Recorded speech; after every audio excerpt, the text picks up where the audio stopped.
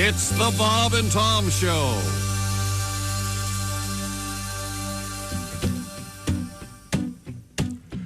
Cut that pumpkin face. The family fun activity we all embrace. When the leaves are leaving and the moon's blood red, I got to stab me some pumpkin head.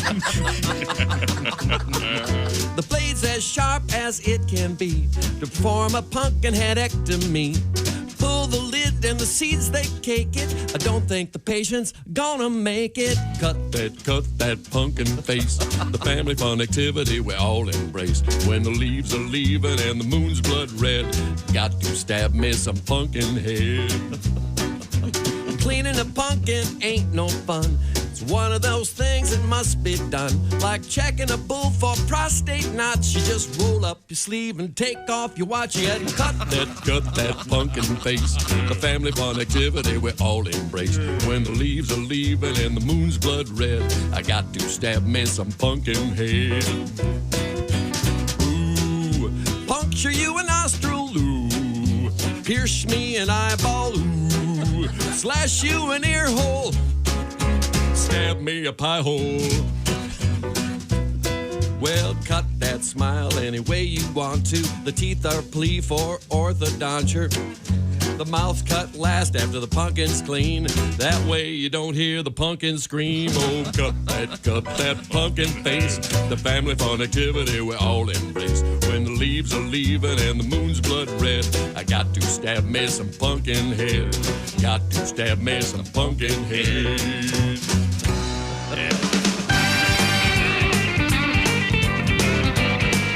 From the O'Reilly Auto Parts Studios, let's get ready to rumble. Bob and Tom. It's the Bob and Tom Show. At the Silac Insurance News Desk, it's Jess Hooker. Hi. There's Josh Arnold. Hi there. Ace Cosby. Hi there. Today, one of our favorites, comedian Greg Morton, will be here. We'll talk with Shoeing of the Week winner this week, a girl, Ms. Kathy Fuller. and sweet face Al Jackson today. We'll check in. I'll remind everybody, speaking of our winner from last week, Kathy Fuller, you've got plenty of opportunities today to pull over, grab that smartphone or your laptop, whatever you're into, You don't have and to pull over. register. You can do it later. It's fine. Or you can do it while driving. No, don't do that. Steer with your knee. See how you do.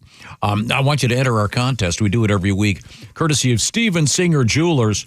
You could win that $500. You could win that $500 e-card. The e-card. God help me, I love that. I don't know why. It's Bob and Tom's Pigskin Picks. You know what it is? It reminds me of when you were the chief, or didn't you work with Steve Mason? And no, but we had the jingle, and it was WETO. ETO. Yeah. I don't know if I'm not sure if that station's still on the air. They may have changed the call letters. It may still be there. Who knows? What was I saying? Oh, Pigskin Picks. You just pick all the winners in, what is this, week 6 of the NFL. So just go to the bobandtom.com/contest, and you'll find out all the details, and you could be just like Kathy Fuller. She's our first lady winner this year. And we'll find out how she picked them, because she did a nice job, and she's our winner. So she can go to IHateStevenSinger.com. She did do a nice job, didn't she? Yeah, she's our winner. She got out of the kitchen and went out and filled out her... she's a hardworking woman, put apparently. the baby down and put some shoes on. Okay, all right. Well, we'll find out what's going on with her. But we have a lot to get to, of course.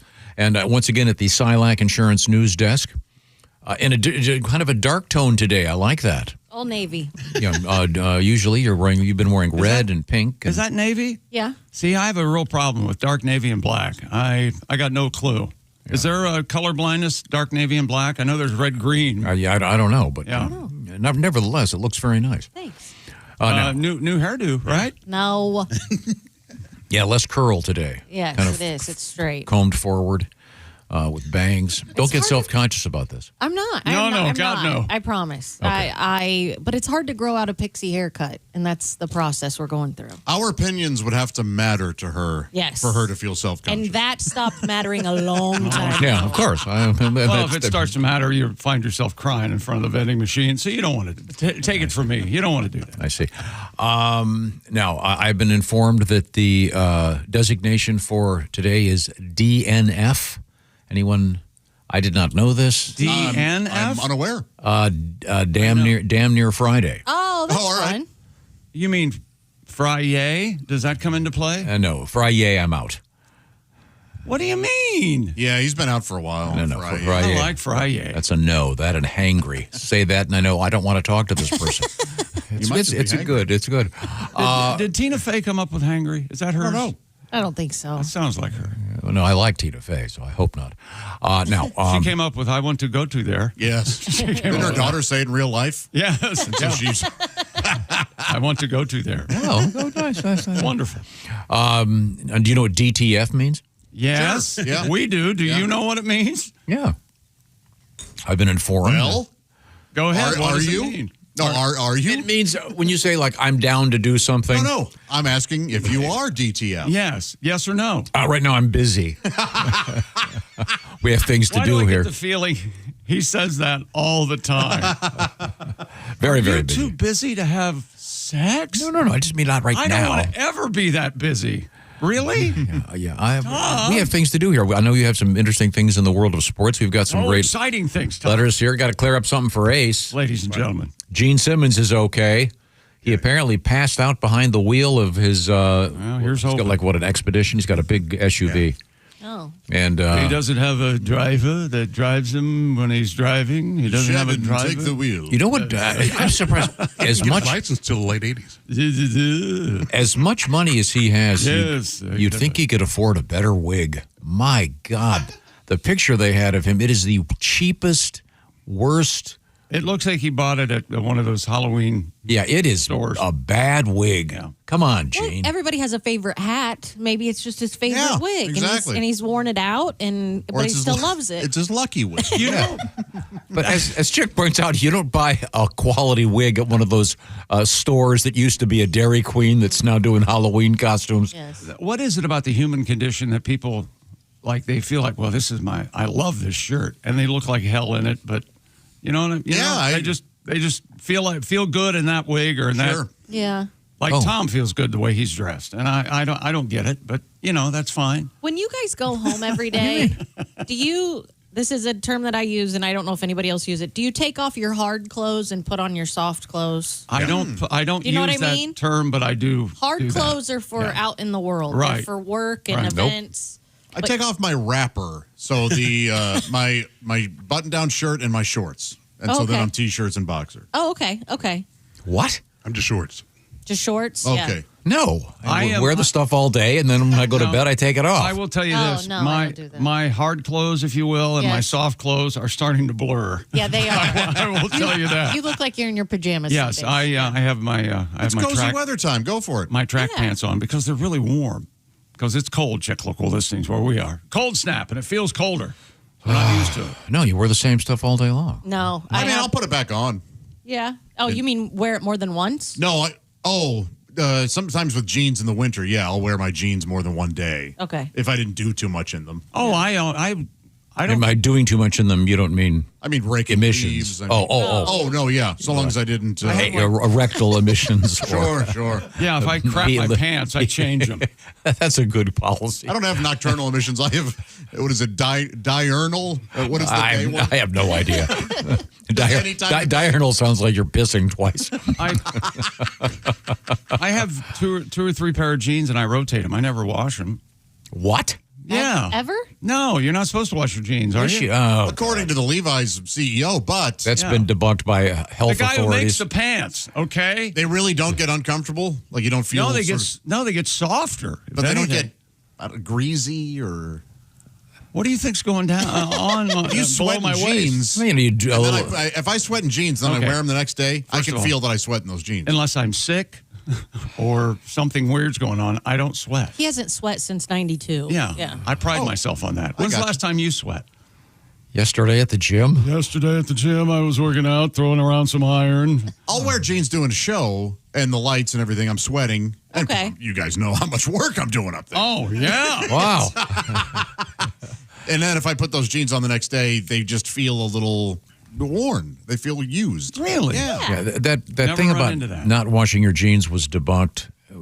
Was he the guy that said you're supposed to put them in the freezer? Yeah, somebody He said makes that. he yeah. makes the jeans. He would know.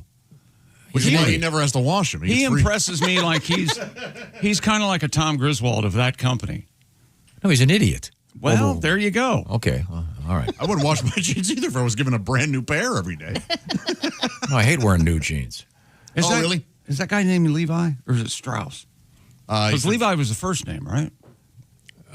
Levi Strauss. I think so. Well, Why aren't they called we can Strauss? do some homework. In any event, where were we? Oh, Gene my Simmons mic is on? okay. Gene Simmons is okay. Good to know. Dolly Parton is also okay after that Well, she weird. says she's okay. Did you see the video? What else is she gonna She looks say? fine. She looks fine, but she is having some health issues. Yeah, but her sister had said, "Pray for Dolly." It sounded like she was dying, and we have a news story. But Dolly said, "No, I'm not dying." Did you see the name of her sister? I was kind of surprised by that. I did not. Frida. Oh, you don't hear that very often. No. Frida. Isn't that one of the people in ABBA? No, that's Frida. Is No, it it's Frida? Frida, yeah. Frida? Rita? Isn't she the one that had the solo hit? I know there's something going on. Oh yeah, that we Phil Collins on drums. we suffered through that briefly. Oh, that's a great song. Oh yeah. Something going on, Huffy. Frida. Oh God. I know. There's something going on. We have I know. I'm with you, Tom. I didn't care for that one either. although going on. Chick's version is actually worse. It goes. Ba-da-da-da-da-da. Ba-da-da-da-da-da. Coming Oh, up, yeah. coming up, we have the word thermos in the news. It has not been replaced by the word Stanley yet, or Yeti. We have sharks in the news. Got the Joker in the news. MRI penis news coming up. I've never had mine MRI'd. I mean, unless I had my Well, I knees guess MRI'd once, so maybe the wiener was in there too. I guess I had my prostate MRI, so I can't imagine them not. Yeah, they'd have to kind of get the. We'll find out why that is indeed significant.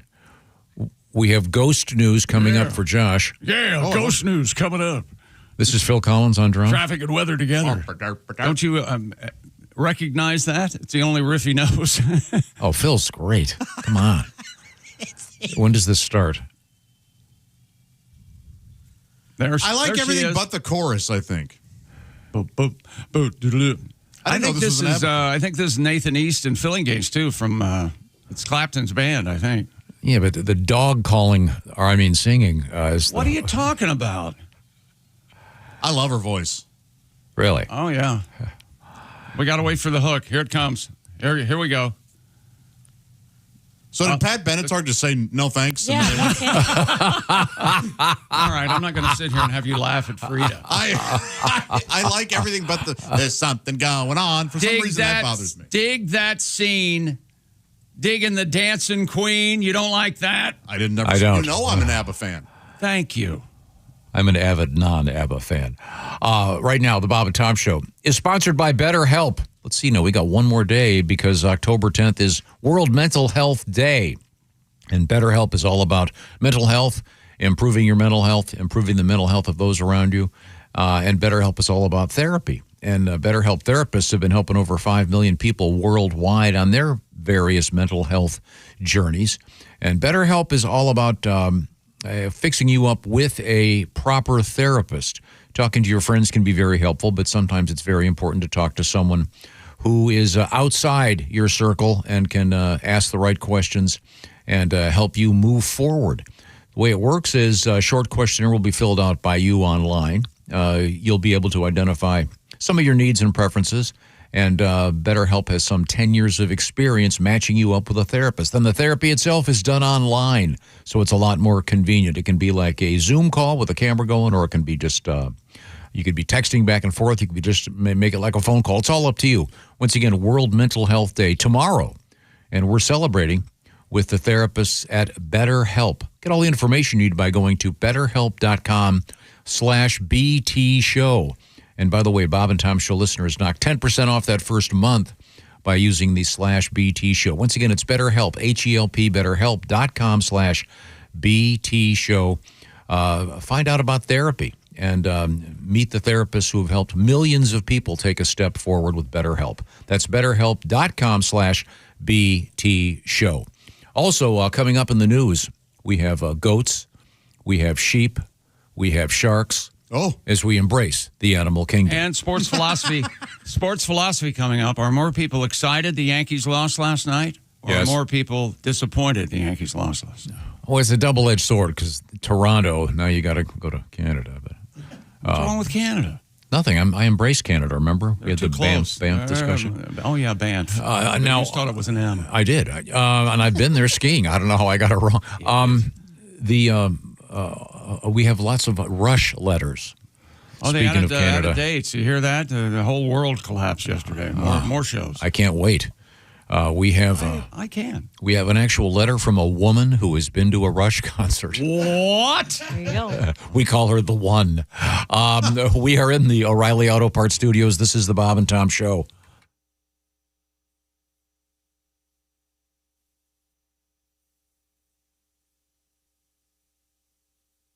Q95.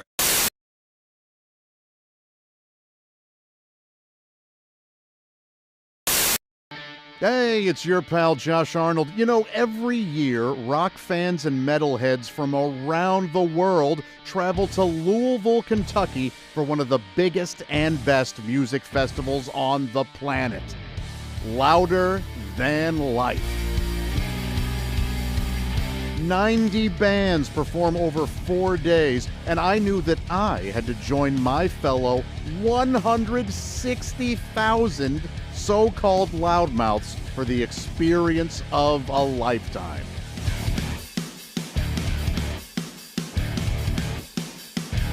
Louder than life. You know, one of the best things about these festivals is the people watching. The folks here are amazing. They're wonderful. They're freaks. They're lunatics. They're weirdos. And so am I. I am excited to talk to a few of these folks right now. Hey, I'm here with Doug.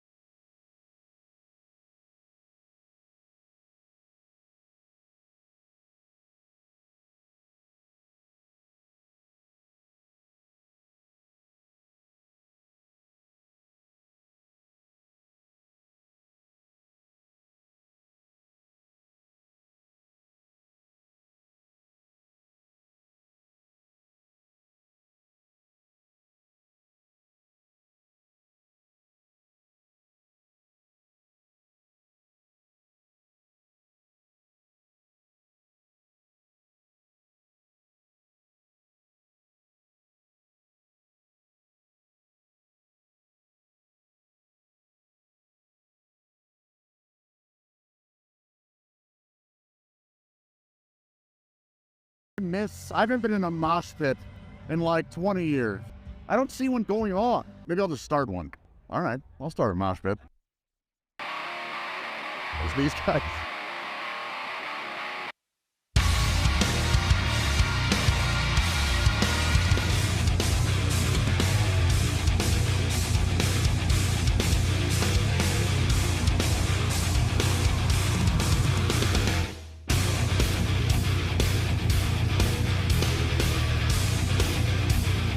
That's the coolest motherfucker here.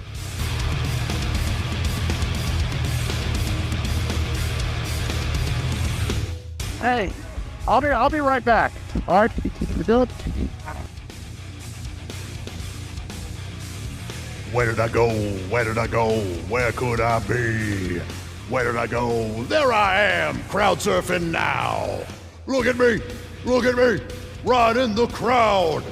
Look at me, woo! I'm riding on the crowd. They're passing me along. Oops, I almost hit that gal. Did you see? Surfing on the crowd. Earlier, there was a wheelchair guy. Did you see him? That was pretty cool. Surfing on the crowd. I bet some people were mad they had to lift all of my weight. Oh, it's against the rules, but I don't care. I'm surfing on the crowd. You've got the point. We probably could have cut this already. Oh, I almost fell. Did you see that? Almost dropped me. Did you see that? Almost fell right to the ground. Because I'm surfing. The music at Louder Than Life might be angry and aggressive, but the people there, the exact opposite. Everyone had a great, safe, terrific time. We had all kinds of laughs, and we celebrated the world of rock and metal. I now consider myself to be a lifelong loudmouth, and Louder Than Life, you can count on me being there every year from here on out. Hi, this is Chick McGee from the Bob and Tom Show. Thanks for watching this morning's show. To listen, just go to bobandtom.com and check out the list for a station near you, or stream the online radio station on our website and the Bob and Tom app. The Bob and Tom Show, on air, on app, and on demand.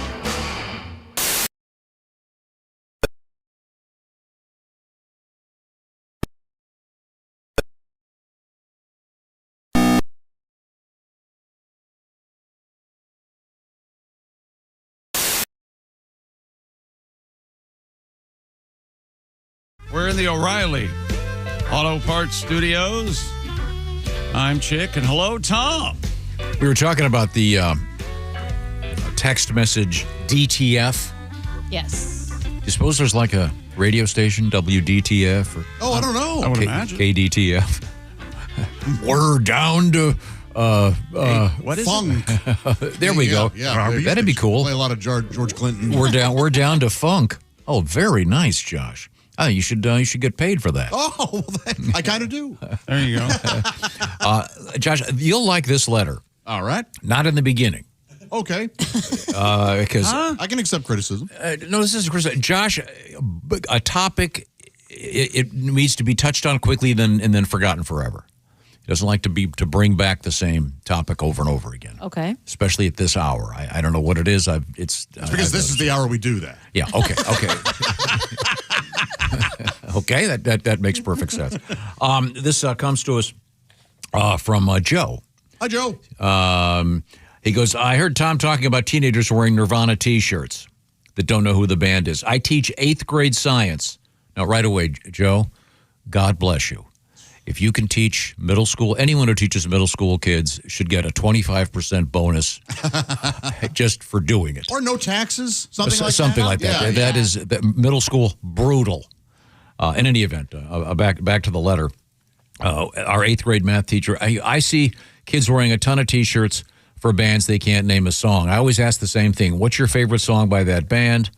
And, of course, they never know who it is. Today I had a student wearing a Journey T-shirt. He couldn't understand why I kept calling him Steve Perry. Well, of course not. That defined. Or when I said my computer charger had taken a midnight train to anywhere. The kid just stared at me like I was having a stroke. Very funny. He goes, now this is interesting. He goes, by the way, there is an exception to the rule about T-shirts. Oh. If a kid is wearing a shirt for a metal band, they will always be able to tell you that band's top 5 songs. Oh, that's pretty interesting. Yeah. That they're true fans. Yeah, that makes sense. Yeah.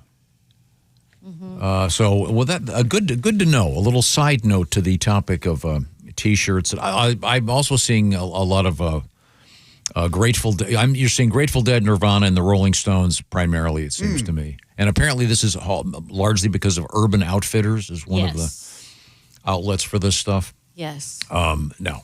Do you have a letter over there, Mr. McGee? Dear Bob and Tom Show. This is from Simon. Growing up, I had several Metallica and Guns N' Roses poster in my bedroom. Also, I had Shaq, Michael Jordan, and a couple of wrestling posters. However, I had this odd thing about putting thumbtacks through the eyes of the people in the posters. Uh-oh. Oh. You were a budding psychopath. I didn't like them looking at me. That's what the email. What is the name of the prison this is from? It's from Okay. Simon. By the way, you all look great today. I'm through the window. Yes. One of you left your car running. Eric says the other day you mentioned chorophilia, which is the sexual attraction to clowns. Right. He says, I have this. Oh. One time I hosted an orgy and everyone showed up in the same car. You had me going. You had me. Very nice. Very nice. That's a nice piece of work. Oh, but nice delivery, too. And he also says he's from Oshkosh, which is not too far from Oshawa. Which is where Joshua. Right. We're going to Oshawa. What a joy. Oh, thank you very much. We were talking yesterday about our guest yesterday, Kelly Collette, was mentioning that she had been married at one point. And she had wished that in her registry, was that what you call it when you get married? You get that thing, and so people give you gifts. They give you a matching set of china, blah blah blah. She said that she wished she'd put a bicycle on that so she'd have something that she could really use. Which I like that notion of having much more practical, fun stuff on a wedding registry. I like the notion of walking into a wedding and going to buy the gift table and seeing a brand new bike. Sitting there on the table. And then so we were talking about this last night at the dinner table, and I was trying to explain to my girls what the good china is. Yes. Because we actually have a news story about this, how people get that and never use it. Yeah. But this is from Ramon, our favorite listener in Orlando, Florida. Hello, Ramon. Because when I got married as a joke. As a joke? I made a no. Sorry, sorry, Ramon. I didn't. You mean when I got married? Pause. As a joke, I registered at the Guitar Center. Nice. One of my friends actually bought something at the guitar store for me. Cool. That's awesome, yeah. That's kind of cool. Hey, look, I got a nice capo. Yeah. I hope it was something a little more substantial, Ramon. Perhaps maybe an interesting pedal. I always try to get the fun things on a registry. Sometimes you'll see games, like board games and stuff. I guess we're going to eventually host other couples. We may as well put that some makes of a this good gift basket to get all those games so that they can have a game night. Oh, I've just and maybe some like popcorn and I always aim for the cheapest one, like the cocktail spoon or whatever it is. The long spoon with that's a twisty spoon or something. Yeah, get them that for $19.95. Yeah, that's good. This letter from Michelle. She writes, I've been listening since the 1900s. Thank you. That really, thank you, Michelle. Really sells it. My son came home from kindergarten. I asked if he was liking school. He said, yes, but I don't like it when my teacher comes to the desk to look at my work. I said, why? He goes, I don't like her chest crack in my face. The old chest crack. Obviously, he had never heard the word cleavage, Sure. but ever since we've referred to it as chest crack. The odd part, his kindergarten teacher was a nun, a large woman who didn't wear the traditional nun habit. She indeed did have an ample chest crack and what I refer to as table butt because you could easily sit things on it. Oh, okay. Yeah. So, there's got to be nuns out there with killer bodies, right? Yeah, you know there are. Sure. Right. Ever think about that, Tom? No. Although I'm sure we'll get a letter from someone. Of course we will. Who thinks about that. Yeah. Thinks about that quite often. There's a horror movie where Sydney Sweeney plays a nun. And I just wanted to stand up in the theater and go, what are we doing here? We're all supposed to pretend. It's all covered up. Yeah, sure. Yeah. Whoopi Goldberg, sure. We're not here to see her. I believe, not here to see her act, okay? Whoopi Goldberg is a nun. I buy that. No, not Sydney Sweeney. You guys had a story yesterday about robot dogs being sent to retirement homes to cheer up the elderly. Because they don't know any better. Well, and there was a, not to be mean, but there was a component of dementia involved. Mentioning that is not being mean. It's a real thing. Okay, I don't want it to be perceived. Apparently, this is happening in the United States as well, because that was a story out of the UK. My grandmother had dementia, writes Kevin from Winchester. He said it was progressing slowly over a decade. She spent years in assisted living and became lonely. My mom researched these robotic animals and found one online. It was a white cat that she could lay in her lap. The mechanical cat purred and made sounds and moved a little bit. My Grammy, as she calls her, honestly thought it was real. Well, that's fine, right? Yeah. She would feed her meals, and the cat was named Whitey, by the way. And I'm sure grandmas name a lot of people that. And if not, maybe, what were the alternatives? I guess I could have edited this, but there's a reason it's significant. And Whitey, here, Whitey. Whitey would have red stains from cherry Jello all over her mouth because she was trying to feed her the Granny was feeding the little guy Jello. Well, that's. Oh, boy. Eventually, as time progressed, Whitey became something of a pain and a nuisance. So we told Granny we took it to a, quote, nice farm. Thank you, Kevin. Don't you look forward, though, to the day when you forget all the stuff? Don't you kind of look forward to that? There has to be somewhat of a freedom to it. Yeah. Whether you are aware of it or not, I don't know. But I forget all the awful things he said, stuff like that. Yeah. I, too, have had people with severe dementia in my family, and it was something you just learned to work with. Often, all you wanted was them to be happy and comfortable. Yeah, but unfortunately, they often lose that filter. Yeah, there's that one version of dementia where they literally say the exact opposite of what one would say and to be appropriate. 100%. Polite society. Yes. Yeah, it can be. It's like a toddler. Yeah, it can be awful. Now, you mentioned that there were some new Rush dates added yesterday. Yeah, I just saw that there were some new ones. I didn't know what day they were or when. Yeah, but they're the same city. Yeah, it was originally. So it's like 2 shows now instead of. Yeah. No, it's 4 shows, like in Madison Square Garden. Gotcha. But the Rush band reuniting the 2 extant members in honor of Neil Peart, and we got a nice letter here, a couple letters from Rush fans. I was a Rush fan as a young boy, still like the stuff. Yeah. I just want to say I'm a huge fan of Neil's extensive writing. I mentioned this. He's got a bunch of books, and you'd like these because I gets on his motorcycle and drives around and keeps a diary. They're really, really interesting. Okay. So he's just kind of highlighting that. He also has one about a bicycle tour of Europe. But if you're a fan, thanks, Ron, in Green Bay. He calls himself Lambo Ron for obvious reasons. Also, we do have a lady, Denise. She says, my favorite band is Rush. My first concert, I was 13 years old. I keep hearing you mention there'll be no girls at Rush concerts. I've already been to 3. I hope it will soon be 4. So my question was, are there more? What band draws mostly men? And I would think Rush would certainly be one of them. Yeah, I would think so. How about for you? You go to more metal shows than anybody. So many girls, dude. No kidding. Yeah. Even like Gwar, just a ton of chicks. Really? Yes. I've always wanted to see Gore just based on where they got their name. Yeah. Now it's mostly, it's still the majority guys, but there are a lot of women. Okay. I'll have to talk to my promoter friend and see if he can answer that question. Yeah. What draws the most men, other than Liza Minnelli? We'll have to look into that.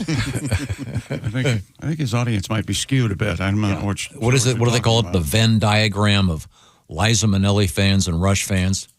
Probably only a handful. Yeah, not many. A thin center. Time to check in with Chick McGee. Did you run down to the basement real quick? No, they forgot going there? They didn't print the take sheet today. Well, they shouldn't print that sheet because it's wrong every day. Well, that's an inside radio thing. Hey, Simply Safe, that's what I need to tell you. I use it. We use it here at the Bob and Tom Show. Simply Safe can actually stop a crime before it starts. How about that?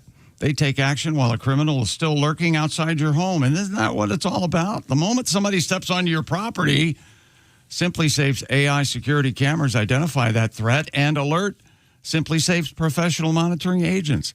The agents take action immediately, confronting the criminal, and if they need to, triggering sirens and spotlights and dispatching the police. And unlike other systems, Simply Safe doesn't need you to see the alert and confront the intruder yourself. With their 24/7 monitoring agents, it's like you have a security guard stationed right outside your home. That's why I use Simply Safe at my compound, and you should too. More than 4 million Americans trust Simply Safe with their home security every day. And Simply Safe has a 60-day money-back guarantee and no long-term contracts. Right now, Bob and Tom listeners can save 50% on a Simply Safe home security system at simplysafetom.com. That's simplysafetom.com. Remember, there's no safe like Simply Safe. Now, remember that week 6 of the NFL begins this evening. So let's check out bobandtom.com/contest to pick your winners for week 6. We're going to talk with our winner from week 5, Kathy Fuller. She, of course, won the $500 gift card from Steven Singer Jewelers. That wasn't right. How do you do it again? You started it. You want me to really give it the full? Yeah. She won herself that $500 gift card from Steven Singer Jewelers. And peruse the inventory at IHateStevenSinger.com. That's right. Coming up at you with traffic and weather. Coming up at you. So once again, go to bobandtom.com/contest. Get your picks in today. If you want to see Chick McGee's picks against the spread. Instagram, the Chick McGee. Check it out. Okay. Coming up, we have, looks like somebody else got OJ'd. Oh, what do you mean? What? Don't use that as a coming up next. What are you talking about? Really, what is your cat? Maybe accused of psychic. a murder that they did? Well, maybe I guess it really wasn't an OJ thing. That would be more of a. That'd be more of a Mark Sanchez just OJ'd somebody. Did you see the latest headline from Onion? No. Jerk in Sanchez jersey turns out to be Sanchez. We got a guy that attacked some guy in a wheelchair. Are we out of bullets? It's all coming up from the O'Reilly Auto Parts Studios. This is the Bob and Tom Show. For a complete copy of the Bob and Tom Show contest.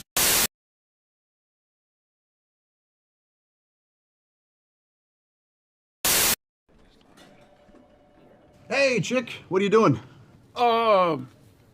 Working on radio stuff. Oh, well, you missed the meeting.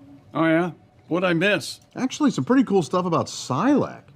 Get this. All right. If people have a 401k from a former job, Right. they may be able to roll it over into a Silac annuity and get a 20% bonus bump. Nuh-uh. Yeah, huh? Let me run some numbers. So I've got a $100,000 401k, and I switch it over. $100,000 becomes $120,000? Yes. And $200,000 becomes a $240,000 Silac annuity? That's right, but Chick, you know you have a calculator on your phone, right? Oh, I prefer this one because I like big buttons and I cannot lie. Get your butt over to SilacINS.com for more info on the 20% Silac annuity bonus.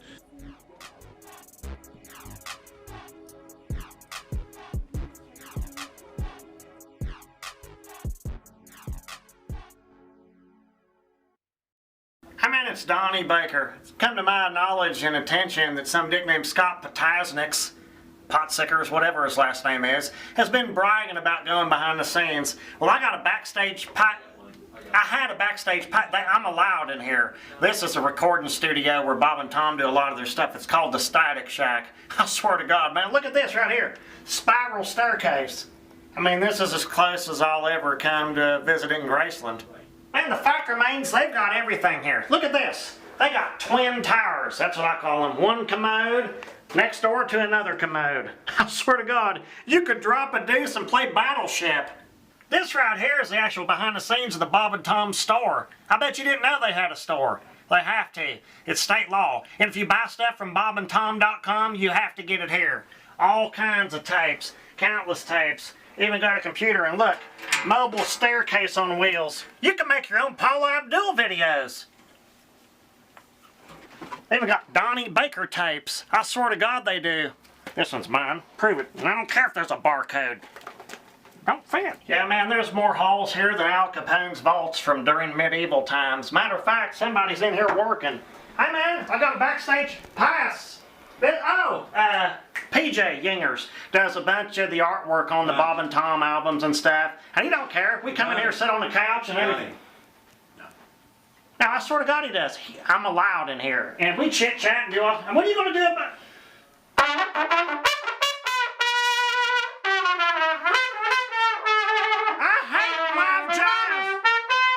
Man, they've got everything here. This is basically Bob and Tom's Hall of Fame. You can see the Bob and Tom band, and obviously you can tell Bob's a big fan of the Beatles.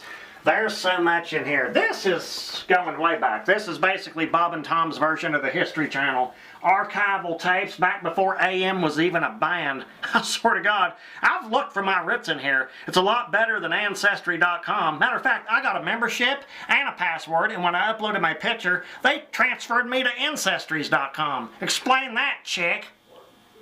Come down here. Tell me this ain't badass. Bob and Tom got their very own strobe light. I got one too, but I still got 6 more payments at Spencer's. But there is probably the best place in the entire recording studio to shoot a porno, right here in this hallway. And with the strobe light, you can make the good ones. Anal. What's in here? I think this goes right into... Oh, hey, it's Alan Jackson. He's the recording master here at the Static Shack, bragging about how he has Dolby sound and bass, whatever. Donnie. I got better on Pioneer speakers. He probably makes $400 grand a year just sitting there. Again? Huh? Look, I told you I need at least a 5.5 week notice before you show up. Them faders need WD-40, and they're supposed to be even. I swear to God they are. Well, some people call them faders. I call them sliders. Those will give you farts. I swear to God they will. Alan Jackson. Get Donnie. We're okay, busy. Whatever. Prove it. Well, we basically reached the focus point of this entire tour. This is where it happens. Right here. These are real drums. This is where bands come in to record acid rock tapes. You can name them all. Most of my bands, Dirt Knuckle, Hood Snot, Mucus Plug, but that was during our Christian rock days. But you can tell, real pine wood recording panels. They've even got soundproof herpes. There's everything in here. And this is where the music is made. And this room here, this is, I don't know what this is, but it basically reminds me of every haunted house I've ever been to. Watch your step. Watch your step. All right, now you've seen the bands. This is where some of the radio stuff happens. Come on in here. This is where Bob and Tom behind the scenes types do a lot of their funny skits. I swear to God. Tom, I built myself a shelter out of plankton and chicken bones. Oh! It's the Mr. Obvious show. I love you guys. No, Which one's Mr. Obvious? Are you the caller? Or? No, it's Sid and Bart. Yeah. Wait, you're the dick on the news that... No. No! Say Fox 59. I'm not going to do that Fox 59. This is a guy that knows the Powerball numbers. I swear to God he does. I could hold you for ransom. Yeah, we're security. I'll manipulate it. Yeah. Now we're at the epicenter of this stupid place. This is Tom Griswold's office, bragging about I went to an Ivy League college, and it really ain't that big. Hell, my boss Randy's got a bigger office than this. Look, got aluminum siding for walls. All these stupid pictures that he thinks are cool. Anybody can own a cartoon. And look, I'm glad to see Tom saved up to get Liberace's jacket. I'll say it right to his face. I swear to God, man. I just ran into Donnie Baker in the parking lot. He said he was giving a tour of the Static Shack. Yeah, and the dumbass didn't even go into the main studio.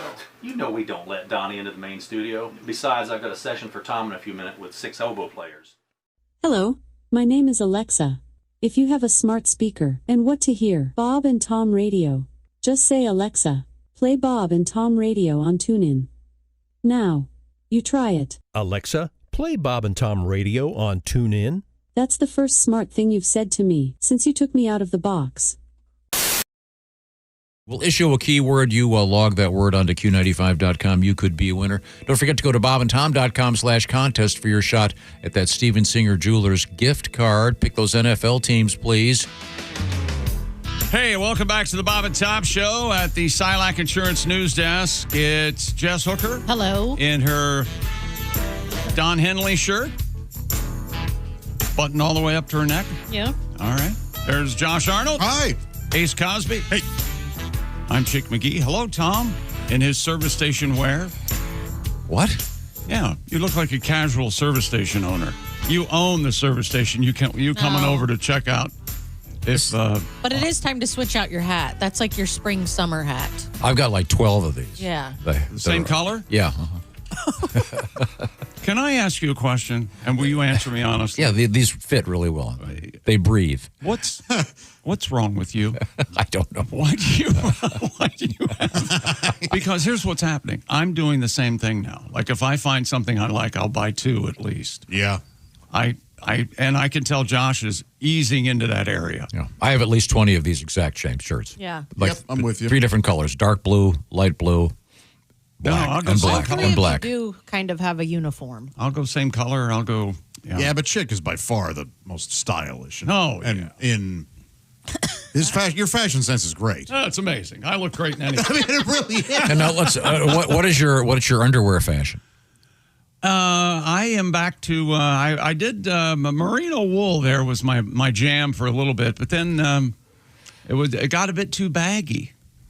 So it stretches over time. Yeah. So I went back to Saks, SAXX. I love the Saks, the long leg, the 9-inch inseam. I love that. Those are bike shorts. Those aren't underpants. Yeah, I know, right? They hold everything. And they hold it in place. They hold everything up there against you, so it's not flopping around. Yeah. Okay. And, What color?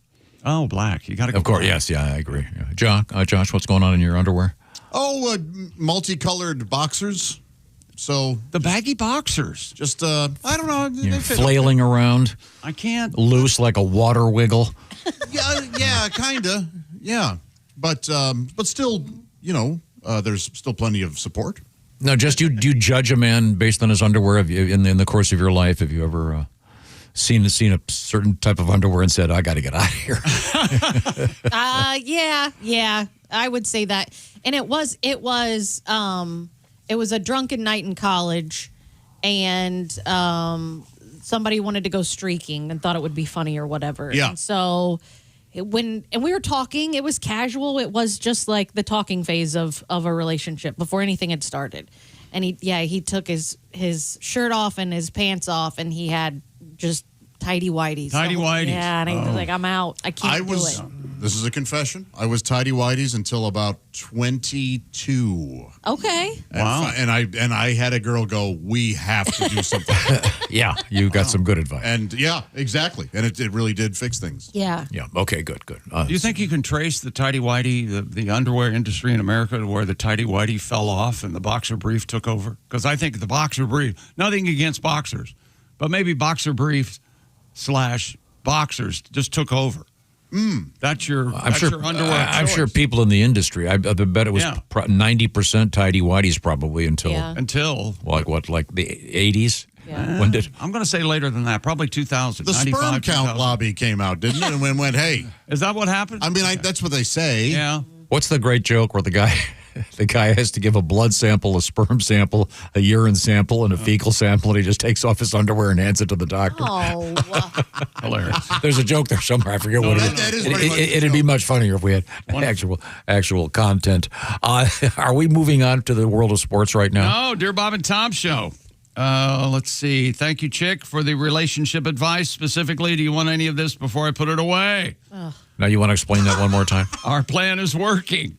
Now, this is when you emerge from the shower, you say this? I yell at whoever might be there. I go, hey, You want any of this before I put it away? As I'm grabbing my crotch. And now, historically, how often have you had a positive response? Almost 1% of the time. Yeah. Okay. Hovering near a 1%. Not only have I been successful, says Chad, with this tactic has worked 50% of the time, but last night, my wife and I crawling into bed, I heard those words come out of her mouth as well. How about that? Who was she talking to? The dog. Needless to say, I reluctantly caved and gave her everything. Oh, yeah. All in caps. There you go. That's a fun relationship, Chad. Good for you. Dear Bob and Tom Show, this is from Jake in Colorado. After listening to your episode about the appropriate type of candy to hand out during Halloween, I promptly went and ordered candy cigarettes and candy cigars. Oh, that's so great. You guys owe me $25. Yeah, because you can. We determined you can get candy cigarettes still, but it's pretty much only online. Yeah, and I think it just says like chalk sticks or something. It doesn't say cigarettes. Do they sell them by the carton? So if I want to hand them out, you know what I mean? Like, do I get a carton? Or do they come in a bag? I hope they come in carton. I hope they come in carton. That would be great. And that one kid in the neighborhood would have the candy cigarette holder. You know, how about that? Like Lionel Barrymore? Yeah, that's it. The old-timey kid waiting to become an adult. Tom, did someone in your life when you were young, a friend of your parents or somebody must have had a cigarette holder. Right? Or an aunt? Oh, man. That must have happened. I don't know. I don't remember. I've never seen anyone in person do it. I've only seen my mom did it when she was Cleopatra for Halloween. Oh, yeah. And she was a smoker, so she had the whole thing. But she was actually using it? She was using That's great. it, yeah. I mean, I know it's a costume, so it's we'll give it. I'll have to find a picture, but yeah. I say Burgess Meredith as the Penguin. Yeah. Batman, the TV show, had a cigarette holder. Absolutely. Yeah, there was a thing going on for a while. They're probably still out there. They were like mini cigars. I think Burt Reynolds smoked them, and they had like a plastic. Yeah. Yeah, cigarillos. Something like that. I did have. I've smoked cigarillos in my life. The cigar with the plastic, or you can get wood tipped. Yeah, we always did too. Yeah. Now here we go. Bubblegum cigarettes. This is on Amazon. They come in 4-packs. And, this is funny. There's one called Victory that looks kind of like Viceroy. Yes. There's one called Target that looks sort of like Lucky Strikes. Then there's one called Lucky Lights. And they actually have, it's a white cigarette-looking piece of gum, but there's a brownish thing where the filter would be in the end. Yeah. Oh, man. And they used to have a red tip. Yeah, like sometimes just so it looked like it was lit. a slightly pink tip. I remember doing the whole thing with acting like you had a lighter and put it in your mouth. Would I be in trouble if I passed out the packs of these at Halloween? Yes, God, in your neighborhood, yes. And you remember is there funny. was some sort of dust on the candy cigarette Yes, that so you you blew could it puff out? it. It looked like it was a puff. That's the ones I don't want to get the gum. I want those awful chalk toothpick things. Oh, no, here's one, 12 packs. And these are designed to look like Pall Malls. And this one pack looks like Campbell's. This is hilarious. Why did these go away? They're just wonderful. Somebody said, "Hey, look, this is probably promoting." Yeah, the same reason Joe Camel went away. I guess. We're not trying to get kids to Yeah, the same smoke. reason we don't have The Simpsons doing cigarette commercials the way Fred Flintstone used to do them. Didn't hurt us none. Really? Sort of. Look at the state of the world. Tell me what a great job we're doing, will you? Bart Simpson pushed Butterfinger. What do you think's worse, a Butterfinger or a cigarette? Yeah. Let's figure that out. That might be a toss. Boy, those Butterfingers really taste like butter, don't they? Oh, but the way they get stuck in your teeth for days. Yeah, that's true. Okay, now they also make fake puff cigarettes that are not candy, but it looks like they're you suck on them, it looks like you're smoking. Oh, or the junior high production of Glengarry Glen Ross. Yeah. And there's probably to help you quit smoking, we have these cigarettes. Yeah. Don't you think? That's how they market them, probably. I think they're marketed as a costume item. Now, what's coming up in sports? Major League Baseball playoffs. The Yankees have been eliminated. I don't know if there are more people happy about that or sad about that. Everybody else hangs on to force a deciding game 5 in Major League Baseball. We had the Aces go to 3-game up, 3-0 lead over Phoenix in the WNBA. And surfing and...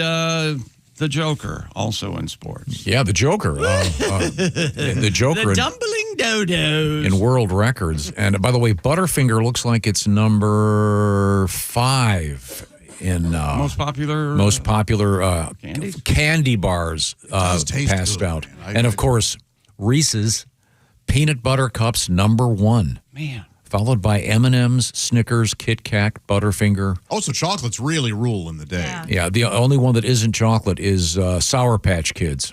Kids love them. And that's technically not a candy bar. No. No, not at all. Okay, all right. Now, when we come back, we'll be discussing important things like what candy to pass out at Halloween.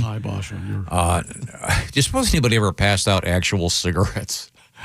Yes. Yeah, there's that one weird lady. I bet it happened. Maybe just, singles. It's the same lady that bought us booze. Yeah. No, they're not called. That They're called Lucy's. Thank right? you. I did not remember. Yeah. Lucy's. Okay. Well, we'll be back with Lucy in the O'Reilly Auto Parts Studios. This is the Bob and Tom Show. Hey, thanks for listening this morning. Got something to say? Send us an email. bobandtom@bobandtom.com. Hi, it's Tom, and it's Champion Windows Fall. Oh,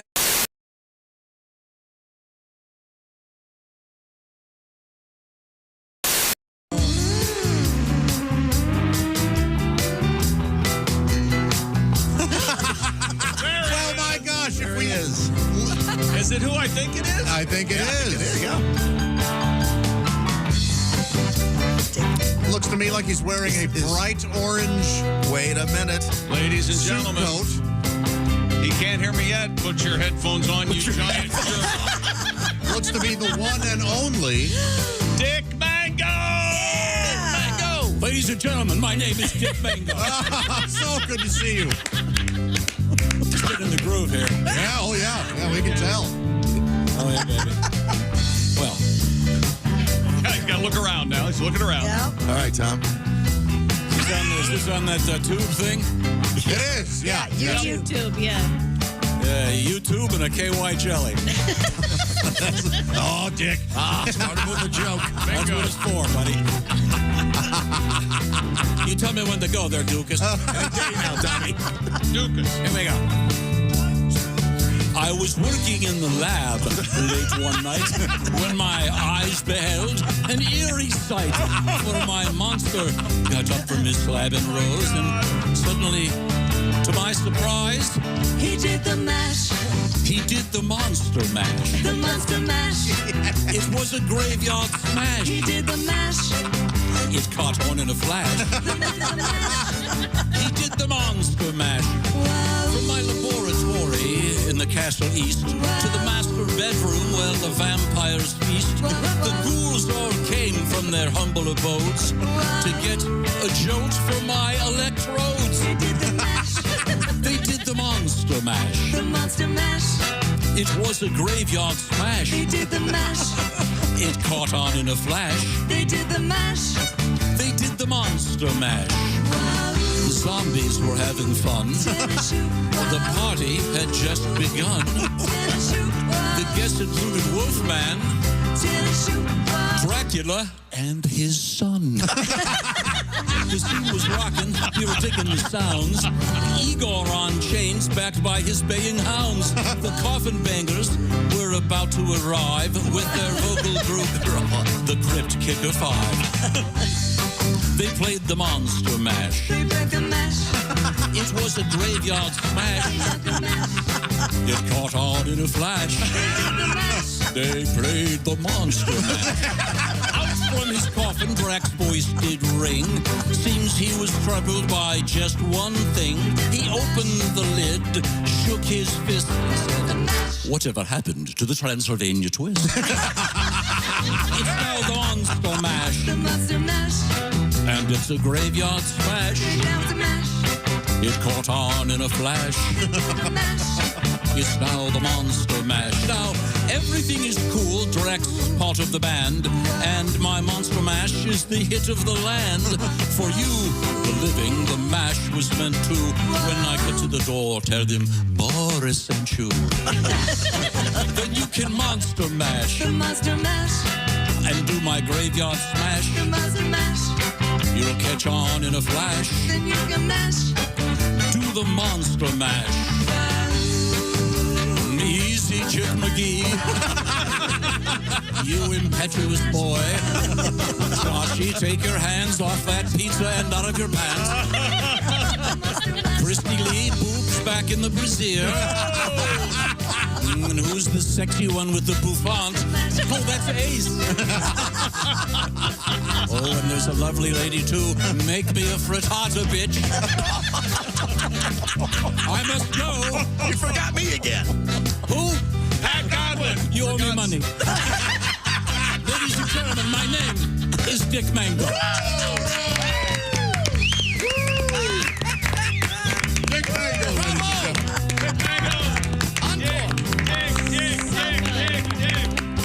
Happy Halloween. Thank you.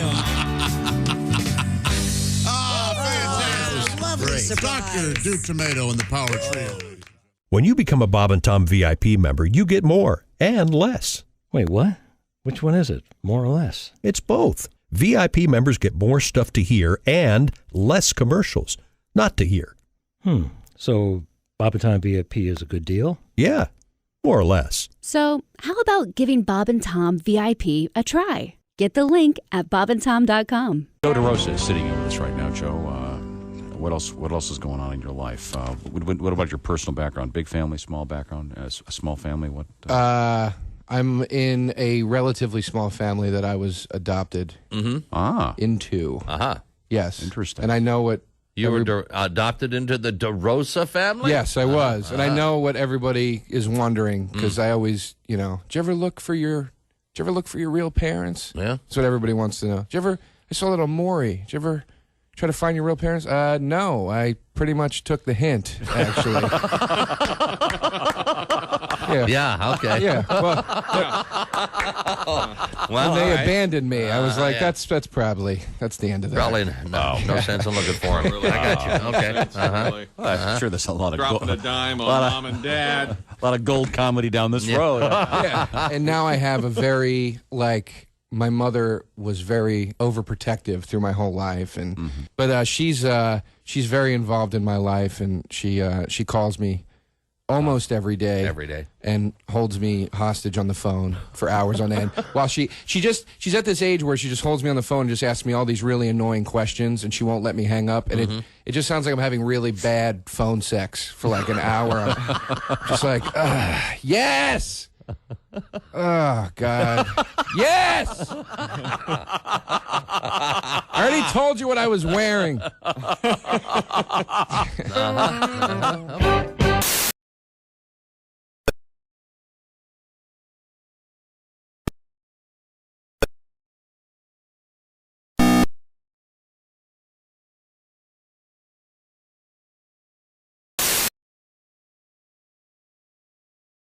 Bob and Tom Show. Jess Hooker at the Silac Insurance News Desk. Hello. There's Josh Arnold. I just enjoyed one of Tom's daughter's famous cookies. It's one of my favorite things of the year. And what's the flavor? Pumpkin oatmeal chocolate chip. Oh, wow. It's got everything. Try that. Loved it. Yeah. Yeah. I'll have 9 more. There's Ace Cosby and Chick McGee. Hello, Tom. You're talking about Halloween candy, something important. Oh, yes. That's right. And we also kind of got off track. I blame myself. I'm wondering if I could give away those candy cigarettes. They do make them. Right. Candy cigarettes. I found them online. There's a bunch of different ones. I would find it somewhat amusing. I imagine perhaps my neighbors would not. But this is a dumb question, and I haven't had time to research this. Now, they still make candy cigarettes. Okay. They make the bubblegum cigars, which I thought those are okay. Yeah. Because that's pretty funny. They're pink and they look silly. Right. Marijuana is legal in what, 30 states now? Dude, I don't know. Do they make candy joints? I've never seen them. Have you guys? I mean, they make candy with weed in them. Yeah, well, of course they make gummies, but I mean, would it be, in other words, for kids? I want to smoke. Would that be bad? The answer is yes. Probably. Oh, let's pretend like we're listening to Emerson, Lake, and Palmer. We're going to go back to the 90s. I've got a Nirvana t-shirt. I'm going to shoot up just like Kurt. I don't know that he was involved. That was He had a different really kind of dark. Oh, sorry. Oh, it's my fault. Oh, look, it's Billy's first vaping device. Dear Bob and Tom Show. Oh, change the subject, will you? This is from Mike in New Cumberland, West Virginia. Oh, boy, Old Cumberland needed a fix-up. Checking in this morning. I was talking to my cat named Whiskey, like Josh does to Gravy. Oh, very nice. Both her and my girlfriend looked at me like I had two heads. But I had a great time and laughed the whole time. And when they said and looked at me like I had two heads, I said, that's Buse. Absolutely. He's absolutely right. That's Buse. Oh, that's Buse. Keep up the great work. Love you guys. Hey, Bob and Tom. My name is Jacqueline. Oh. I have taken to talking like gravy throughout my day. My kids walk by with some chips. I'll ask for some. When they say no, I yell, that's Buse. This is really taking... It really had. The other night, I tried to use Chick's move. I came into the room, asked the wife, you want some of this before I put it away? She politely declined. I yelled, that's Buse. Yes. A lot of Buse up there. Kevin in California. There you go. Thank you very much, Kevin. Kevin and Jacqueline. So is it time now to check in with the sporting scene? Yes, sir. Yes, sir. No, Vlad Guerrero Jr. and George Springer each drove in a run, and 8 Toronto pitchers shut down the Yankees, and Toronto advances to the American League Championship Series. You know it as the ACLS. A 5-2 win over ALCS. ALCS. What did I say? ACLS, which is ACLS. That's I believe, the American Civil Liberties Baseball Union. Toronto 5, Yankees 2 last night. And are there more people upset the Yankees won, or are they happy because they lost? I think they're happy because they lost. More people hate Yankees than like them. Yeah, but I think you see same thing with the Cowboys. You see more Yankees hats than anything else. Same thing with the Patriots. People want to see them lose. You do see a ton of Yankees hats. Boy, you really do. Yeah, I like to see them because that way I know I don't want to talk to that person. Well, that's right. Instead of the NY. There are a lot of people out there I can talk. If there's a lot of people to talk to, you can spot them. Yeah, there's 10 people. One has got a Yankees cap. I don't want to talk to him. Schwarby homered twice, leading the Phillies 8-2 win over the Dodgers, avoiding a sweep. The Dodgers still have a 2-1 lead in that one. Pete Crow Armstrong hit a tie-breaking 2-run single, and the Cubs avoid a sweep, hold off the Brewers 4-3 yesterday between the vines of the friendly confines of the NLDS. And Riley Green and Javier Baez homered in 4-run 6. Tigers kept their season alive, 9-3 win over the Mariners. And WNBA last night, Asia Wilson. Asia. Steely Dan song? Asia? You yeah, like is it that spelled one? the same? It's very nice. No, A''J-A Wilson. Oh, okay. There you go. Yeah. Phoenix losing last night, 90-88 to the Aces. Las Vegas a 3-game-to-none lead in that best of 7. And this is Tom's sports. A surfer drove himself to the hospital after he was attacked by a shark. Isn't that amazing? Well, it depends. Were his arms bitten off? That would be really amazing. No, not his arms. Oh, that'd be a great story. Sky News reports the man in his 50s surfing off Kangaroo Island in Australia. Could you get anything more Australian than being on Kangaroo Island? He was bitten by a shark, ... twice. Oh. He managed to get back to the shore and drive himself to a hospital. That means the shark liked him. Yeah. I'd like to have more of that. I'm going to have seconds. Maybe they should rename that island. Instead of Kangaroo Island, Killer Shark Island. He had to undergo emergency surgery. The bay at Kangaroo Island has been temporarily closed. Local authorities continue to monitor the waters. Okay. Didn't you say you wanted to surf before your body was taken over by shark fear? Yeah, I met this guy that has there's a couple of these surf camps. You take the whole family. They're in Costa Rica on the Pacific side, apparently. That is so you. Spend a month. That would be great for you. I'd love to go That'd be there. amazing. I was just talking to one of my daughter's teachers about that. I think it'd be a great place to go. Can you imagine this poor lady? She's a teacher. God. And she's all day. She's been at the school, and here he comes. Sir, I have other parents to meet with. Of course, what you should get into is surf camp. No, I was asking her about I have a brochure here. Surf camp. I think it'd be great. Why did you ask her about surf camp?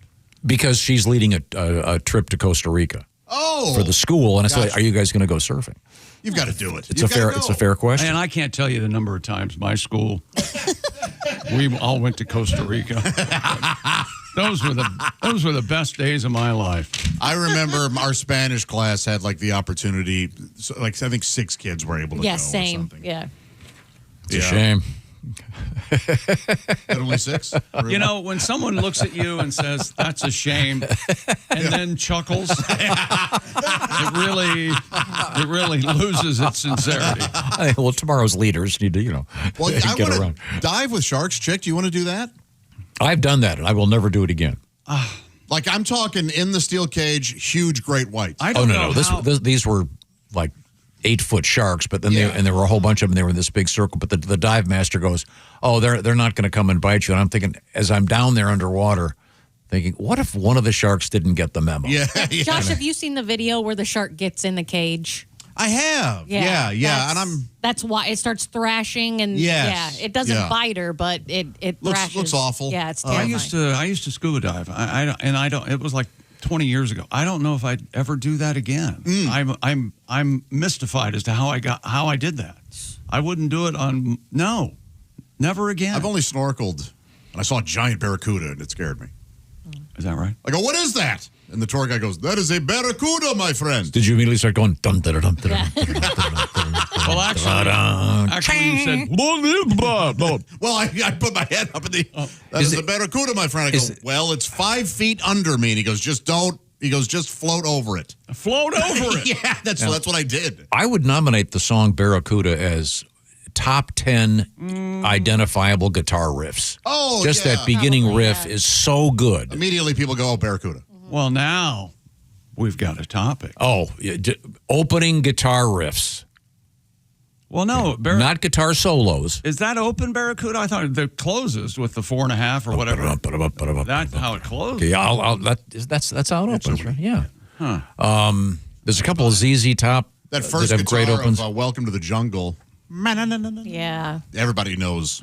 Okay, now we will have to be doing some homework here. We were talking good music. And Well, I never. I bet you don't. Didn't you always want to say to one of those old ladies, "Well, I never," and clearly, ma'am, no one would. Chick got the chance to say that. I remember you telling me you met somebody and they were being really rude. Yeah, they were. And you kind of went off and they said, "I never," and you go, "I know, that's the problem. That's the problem. No one ever called exactly you out on right. that." Oh, wow. That's why you're this way. Yeah. And they got really mad.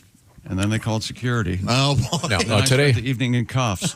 Today is Thursday. The significance of that, of course, for NFL fans, the week 6 begins this evening in the NFL, which is why you need to go to bobandtom.com/contest right now. Pick all the winners, and you could win a $500 e-gift card from Steven Singer Jewelers. Check out the inventory at IHateStevenSinger.com. And by the way, fellas, this is your buddy Tom helping you here. Go to IHateStevenSinger.com. Get your lady something nice. Surprise her on Halloween. Trust me on this. You're going to write me a letter on November 1st thanking me. Okay? Okay, got that? Write that down. Okay, now, Mr. McGee, over to you. Prize Picks, football season, NFL, college. Prize Picks, you make decisions every day, but with Prize Picks, you can earn money when you make decisions. Just pick 2 or more players on Prize Picks across any sport. Pick more or less on their projections, and if you're right, you could win big. Prize Picks available in 40-plus states, including California, Texas, Florida, and Georgia. And most importantly, they don't play about your money. All transactions on the app. Fast, safe, and secure. Don't miss any of the action this season with Prize Picks, where it is good to be right. Download the Prize Picks app today and use the code TOM, and you get $50 in bonus credit instantly in lineups when you play $5. That's code TOM on Prize Picks, $50 in bonus credit instantly in lineups when you play $5. Remember, win or lose, $50 bonus credit in lineups just for playing, guaranteed. Prize Picks, it is good to be right. Must be present in certain states. Visit prizepicks.com for restrictions and details. If you're doing your homework, you might want to check out the Chick McGee picks for week 6. Where would I find those, Chick? The Chick McGee on Instagram. Okay, very brief quiz right now for Miss Hooker. Ready? Yep. Commonality of these 3. Ready? I'm ready. Noel Coward, I don't know who that is. You'll just keep. Okay. Bear with me here. Okay. Okay. This is Noel Coward, Franklin D. Roosevelt, and the Penguin from Batman. Mm-hmm. Okay. Commonality. Be thinking about what we talked about on today's show. Okay. They were all one-man plays by Hal Holbrook.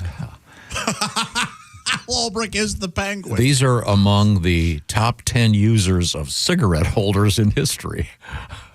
Sure. Okay. Noel Coward had a... Noel Coward, famous playwright. Okay, thank you. And a big scared baby all the time. Oh, just constantly. Not very courageous at all. There's not a lot of a cigarette holder out there anymore. You don't really see that. Not with men. Did Drew Hastings affect that? That He would be. must have. Had If to. anybody that we know has. I sure hope so. Yeah, he could pull that off. There's an air about him that could use a little bit of cigarette smoke. Coming up, comedians Greg Morton and Al Jackson. Plus, we're going to talk to our winner of Week 5 of our special NFL Picks competition, Ms. Kathy Fuller. And I'll remind you one more time, bobandtom.com/contest to pick your winners for that Steven Singer e-card. Gift card from Steven Singer Jewelers. We're in the O'Reilly Auto Parts Studios. This is the Bob and Tom Show.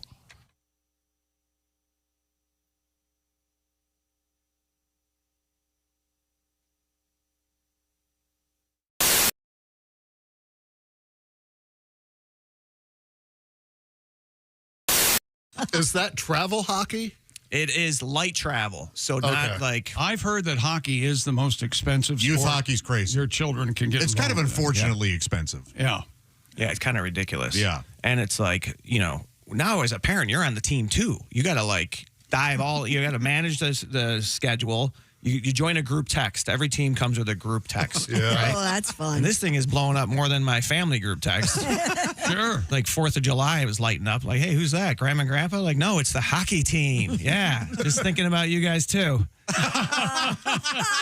We're thankful we're on the team. Yeah. And there's always someone in there oversharing, like, Brooks can't make practice tonight. My mother-in-law had a stroke. We're going to be in ICU till we see things through. Go Knights. Okay. Hey, Peter. Hey, Bob. What are you doing out here? Same thing you're doing. Got a light? We are smoking in front of the building. We are standing. We are talking. But mostly we are smoking. We are smoking in front of the building. Oh, we are smoking in front of the building. We are puffing. We are gagging. We are happy because we're smoking. We are smoking in front of the building.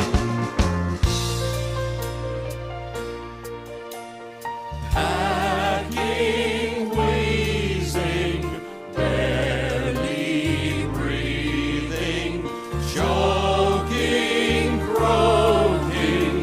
We love smoking. I met a girl from another office. She's a smoker, just like me.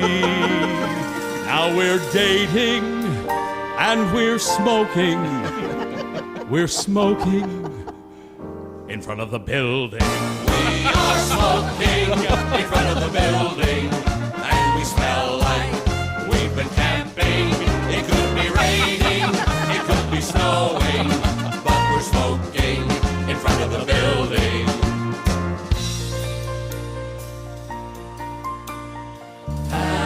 Hacking, wheezing, barely breathing, choking, croaking.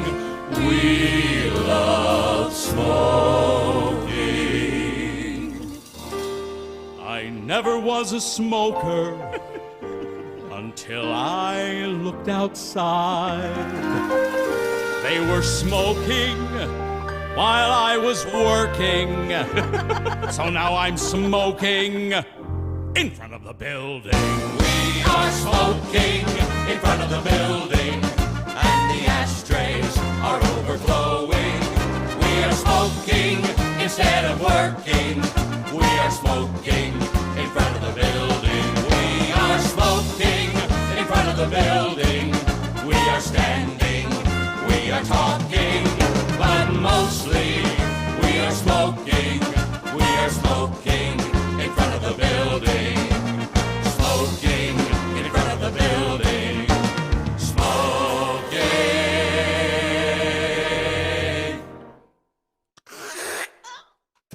Oh, God. In front of the building. Beautifully done. Where was the end? Screw it. Bravo. Hi, thanks very much for joining us. With us in the studio, comedian Dean Edwards, and Dean is a veteran of Saturday Night Live.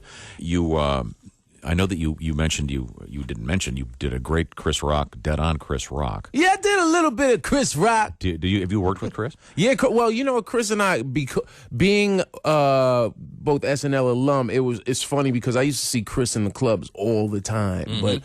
But once I got cast on SNL, then Chris is very sort of reserved into himself and you know, cool with his friends, and he's very, very polite, but if he doesn't know you, he's looking at you like, I don't know you, you know. Mm-hmm. So once I got on the show, every time I saw him, he was very sort of big brother, very you know, strong with his advice. I remember one time Tracy Morgan and I are sitting in this comedy club in New York, the Comedy Cellar, and we had just had Jack Black was a guest host, mm-hmm. and Chris walks in. He's like, you know what? I never watched that show. The one time I watched them, they still don't use black people. Mm-hmm. I was like, actually, Chris, you know, I was in 4 sketches this past week. He's like, you wasn't in them. You're just in the background. Don't ever be happy they throw you a bone. You got talent. Only the dude without talent is happy they throw him a bone, which I appreciate. And then he sat there for a good 35 minutes lecturing me on gotta keep writing hard. Just every week, write 2 sketches and an update. 2 sketches. Meanwhile, Tracy Morgan is sitting there. Chris, you ain't never gave me that advice. When I started on the show, you never gave me advice like that. I'd appreciated some of that advice. Mm-hmm. That's how Tracy is, though. That's how he is. Car care needs. Get the parts and service you need fast from the professional parts people at O'Reilly Auto Parts. There's Jess Hooker at the news desk. Hello. There's the one, the only Josh Arnold. Closed circuit. Was he even there? No. No, he didn't go. No. Okay. Yeah, no. He's complaining about something. He's sticking his nose in where it doesn't belong. For starters. It affected him not at all. Not at all. Okay. I had guests that were there. I had parental duties. All right. Josh, with your swinging bachelor life, you're able to just do whatever you want willy-nilly. That's right. Uh-huh. That's right. Oh, yeah. I'm. Is there someone named Nilly? The last name Nilly? Oh, so there could be a William Nilly out there? There could be a William Nilly. Please call me Bill. And someone would do that to them. Please call me Bill. Willie Nilly. With Josh's swinging bachelor life, I'll tell you, mister, you know what it's like? What it's like? What is it I like? walked into the green room, and every time I walk in there, Oskay and Josh are talking about fishing. Yeah. The most recent discussion was about the what is it where you keep the fish after you catch them? The live well. The live well, and how if you have a dead fish you can't win, or something ridiculous. Something ridiculous. With all these, with your swinging life, I expect to walk in there and hear about heavy naturals knocking out your eyeballs and didn't have enough bleach to clean the sheets. Cool stuff. Oh my God. Well, I keep that to myself. Okay. Hey, we get a chance to name something. You guys up for this? Yes. Minor League Baseball team, Long Beach Baseball Club announces 6 semifinalists in team naming contest. Now, the final votes runs through October 15th. Okay, what are you going? From Long Beach, California. Long Beach Baseball Club right now, they've received almost 2,000 submissions across the city of Long Beach, one of the smaller cities in the country. They've narrowed the field down to 6 semifinalists, and here they are. All right. Long Beach Coast. It's for a baseball team. Yes. Gotcha. Long Beach Cruisers. All right. Long Beach Grit. Yes. Long Beach Groove. Okay. Long Beach Regulators. Oh. Mount up. And my favorite, Long Beach Parrots. You got to go Parrots. No, regulators. Right away, Coast, Grit, and Groove are out. Yeah. I that's exactly what I thought. I like Parrots. Can you run them by me one more time real quick? Coast, Cruisers, Grit, Groove, Regulators, Parrots. Cruisers sounds like a gay thing, like they're cruising for other men. What? Well, the Al Pacino movie. Yeah, Cruising Al Pacino, didn't help but with that, but that is a stretch a little bit. Was not a Do you stretch. know how many things we bring up on the show and you say, "Oh, sounds like a gay." So when you thing." saw Eddie and the Cruisers, you immediately went, "You guys want to go see Eddie and the Gay Men?" Yeah, I think that's yes. I think cruising implies For a certain. Yeah, for gay guys looking for other guys. I'm not. Hey, if you're girls, Yeah, you can also cruise for chicks. if you're a guy, Guys can, yeah. Oh, really? Yeah. Oh, really? Never called it that. Okay, I'm sorry. What was? By the way, you can vote online at longbeachbaseballclub.com or at the Long Beach Airport, at Joe Joss, at Steelcraft, at District 4 Pizza, at Riley's on 2nd Street, and at the Brewing and Kitchen restaurant called ISM. Oh, boy. Try the chowder. That's ISM. No way. The ISM Brewing and Kitchen. I heard they're merging with Jay's. Oh, you guys. You can have the most fun with Parrots. Yeah. Parrots, I think. Or the Long Beach Tariffs. That'd be appropriate. Don't do as I do, do as I must say. have missed something with Long Beach. Yeah, well, that's where all the boats are. Both, yeah. Yeah. Oh. Okay. Well, thank you very much. Parrots is fun. Regulators, the more No. the last couple times I heard that song, Yeah. it's troubling. It's Yes. it's about very casual murder. It is. Of course. Oh, yeah. 100%. Isn't there a movie where regulators, law enforcement people that? I don't know. I don't think so. Regulators. Yeah. We got a hold of it. I think. Would you agree that it could be anything the way your mind works?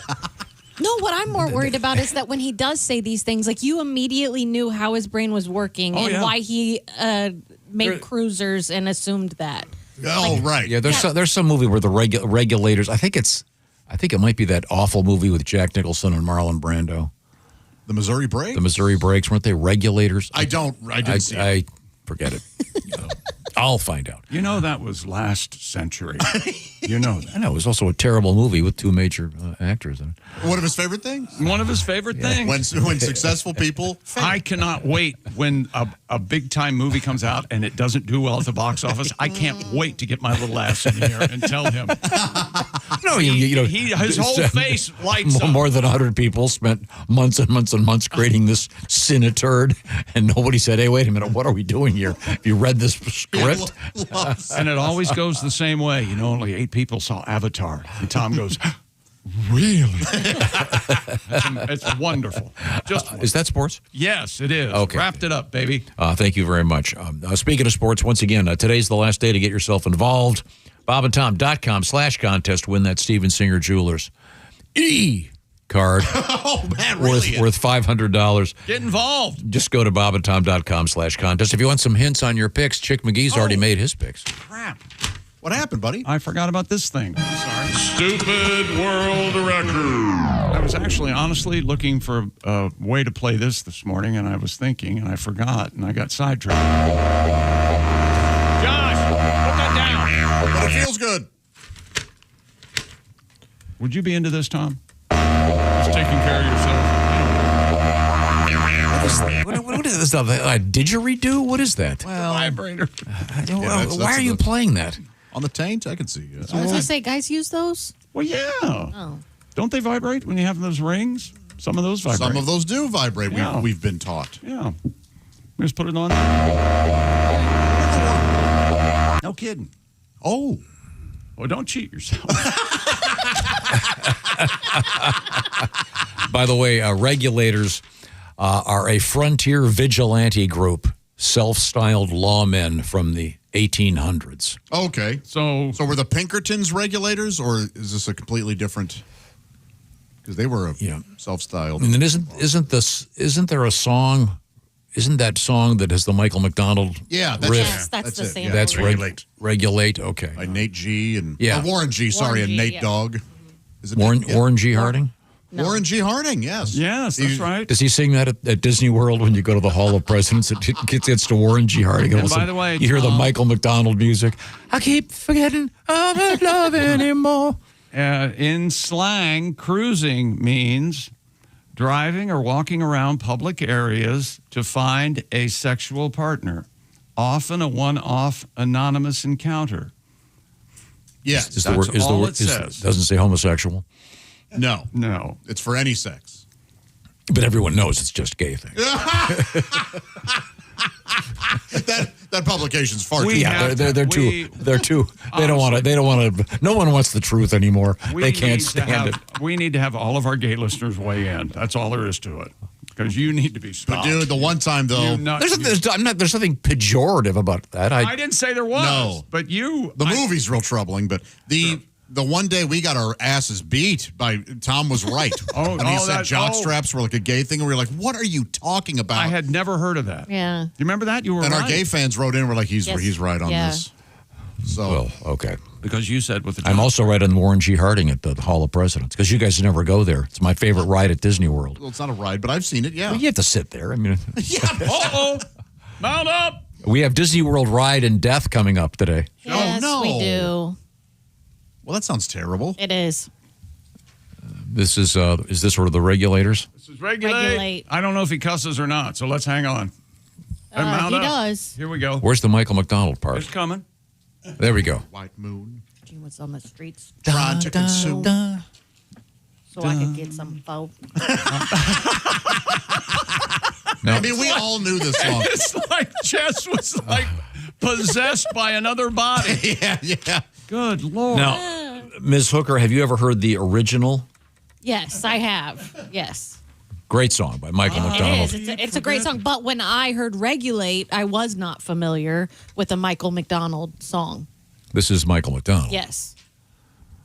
One of the great albums of all time, Michael McDonald's first solo album. It's okay. Yeah. Good friend of the show. Currently touring with the Doobie Brothers. Yeah. Yes. I highly recommend that Traffic and show. weather coming up. It's just over the 60s. God, this is so good. It really is good. So Yeah. good. And then did you hear that his forget not in love anymore? Can you Those lyrics. Can you Ugh. and can you imagine being able to sing like that? It's just No. unbelievable. You know, we talked to him a bunch of times, and I keep wanting to ask him. I think he's responsible for some of the best opening lines in songs ever. Yeah, he's Oh, great. That yeah. is no exception. Yeah. Yeah, he's got a good book out there too, by the way, right now. Just kiss him. Just kiss him. You clearly love him. Oh, Josh. Clearly wanna I mean, he's cruise. not wearing. I mean, You he's wanna not cruise like Michael McDonald. He's not like your favorite band where they're wearing buckets on their head and That doesn't happen. no pants, whatever the hell that thing is you like. The Bucket Boys.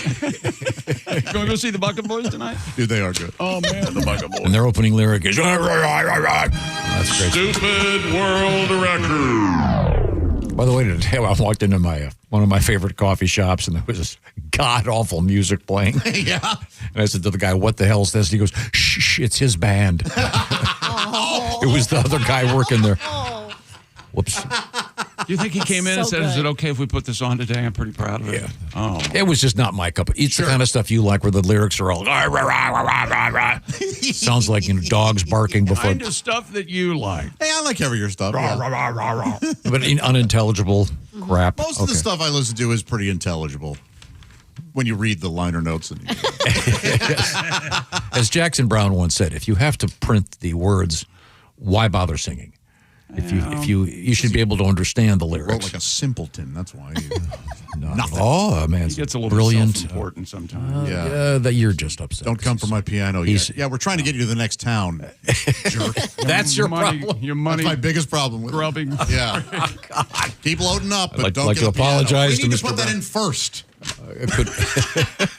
Or the truck will be off balance, and then Yeah, you're you going to don't end up in a understand, ditch. Jack. I'm sorry, did you have a letter? What was going on over there? A woman in Indiana now holds the Guinness World Record title for the largest collection of Joker memorabilia. Yeah. This is Megan cool. Pierce owns more than 2,000 officially licensed collectibles devoted to the Joker, Why so single? including a bicycle, life-size cardboard cutouts, and Joker milk caps from 1966. Huh. What's a milk? Like a milkman would bring the bottles, and they had. It was probably some promotion when the original Batman came out. Did you have a milkman, Tom? Yeah, but those I want to say they were gone probably by 1970. And what day did the Iceman show up? We did not. That was before my time. Yeah. But we did have a. There's still in that house a milk chute around back, which is it's about the size. It's a square thing about I don't know, 1.5 by 1.5 with a metal door on it. And you'd open it up on one side. Yeah. They'd put the milk in, then you'd go in the garage and open it up on the other side. I thought the chocolate milk chute was round back. Oh, you ever refer to a woman, her behind as a chute? Like, check out the chute on her. Only if the word poop is in front of them. How about fart locker? You ever seen that? No. Poop chute, yes. Don't play me. This is all on Chick. By the way, Jeremy Renner should have won the Oscar for fart locker. Is there a children? Well, that would be the least watched porno of all time. Why hasn't someone AI'd the hell out of the hurt locker, made it the fart locker? Tom, help me with this. Okay. Congratulations on the young lady with her collection. There's a photograph of her. Look at all that Joker stuff. She's 22. Oh, there's a cool jacket in front. Honestly, I made a joke about her. I would be in that room for hours. Yeah. Just looking around. And it looks like Heath Ledger is standing in the back there. And the guy that had the most Batman stuff used to live right around the corner from here. And I went to his museum. Or, it was his basement. And it's all been sent to museums. It's amazing. Yeah, and that was cool. So, but I love the Joker. Love it. So, I don't see Joaquin Phoenix. I do not see that one there. No. I see Leto and Jack and Heath. Look at that cool, man, this is nerdy. So when I say cool, take that with a grain of salt. Joker jacket down there. Oh, yeah. That's got to be $300. There's Joker wrapping paper. Yeah. Look at that. Yeah. The Joker. Yeah. So, can you imagine you meet her? She could out-nerd anybody when it comes to the Joker. Well, good for you. Congratulations. And I bet she's wearing a Joker. That's purple. I bet there's a Joker on the back or something. Okay. Now, coming up, we're going to be visiting with comedians Greg Morton and Al Jackson. Right now, Jess Hooker is at the Silac Insurance News Desk. We'll check in with Jess in a couple seconds. What have you got going on over there? We've got somebody died at Disneyland, guys. Oh, for Pete's Turns out sake. it's not the happiest place on earth. It's like a little city. These things happen. Was it sneezy? He had something, didn't he? No, it's probably dopey. He put his hand where it shouldn't have been or something. We're also going to talk about penile implants. And update from Dolly Parton. She is okay. She's okay. That's very important. Okay, good. We're coming right back to the O'Reilly Auto Parts Studios. This is the Bob and Tom Show. Hey, thanks for listening to the Bob and Tom Show this morning.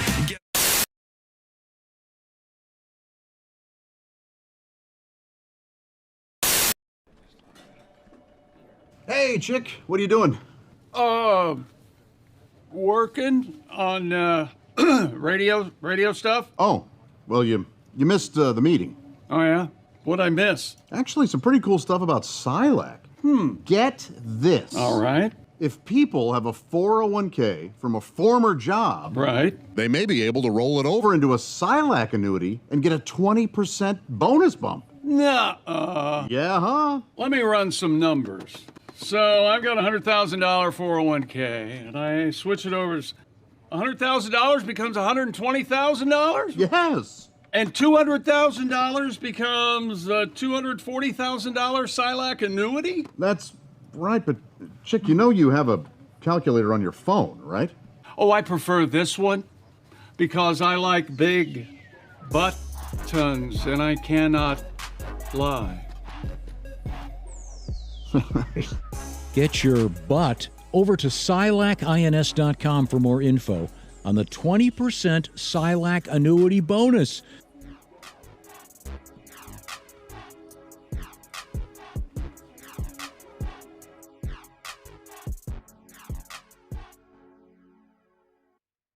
Joining us in the studio now, we have Dr. David Wolf, astronaut, and he and Kirsty are making out, evidently. Welcome back to Earth, sir.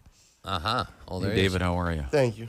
Dr. Wolf is wearing a NASA golf shirt. Very cool. Of course he is. Now you can get those at gift shop, Tom. That's no big thing. Dr. Wolf, it's a great pleasure to see you, and glad you're back. The Wolf Man. Thank you, Tom. It's nice to be back on Earth. So, yeah, what'd you do on your summer vacation? Oh, really? You out of space, huh? You win. Yeah, that is kind of a. You do have that kind of conversation trumper. Well, we got back from the vineyard. What'd you do, Dr. Wolf? I was in outer space. Yeah. Pretty cool. Took a few spacewalks. Added a piece or two to the International Space Station. You added a whole porch, didn't you? Yes. Yeah, that's what I thought. Yeah, did some maintenance on the port solar array wing. Needed some new batteries. Oh, there you go. Now, if you go to our website. Why do you need a porch in space? Well, where are you going to sit? Two of the guys. Where are you going to sit and rock the next Big Bang? Two of the guys smoke. So yeah, you got to go outside. Hey! Don't light up in the space station. Get out there on the smoking porch. This is why Bob's not an astronaut. This is why David comes in here, so we can't make fun of You him. you can't smoke in space. I was thinking about that this morning. Of course not. Why we're not astronauts.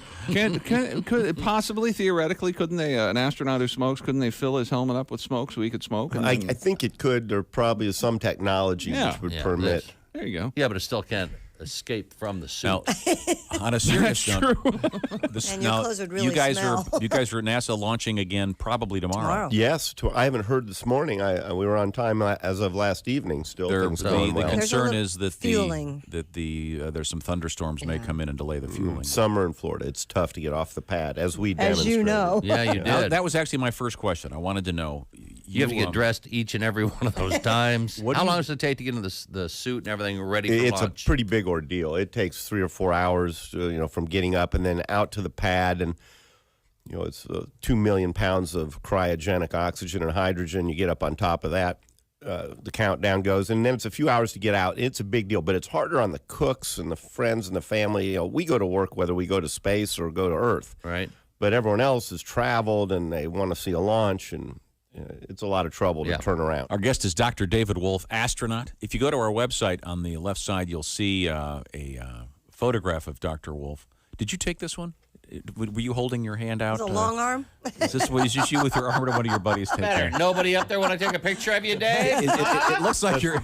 No, that's somebody shooting through the hatch when I'm getting ready to go out on a spacewalk. I'm in vacuum in there, ready to go out. Okay. And if you click through the window, if you click there, we have a sort of a whole set of photos there, and you can see Dr. Wolf floating around in space. We'll talk about some of these when we come back.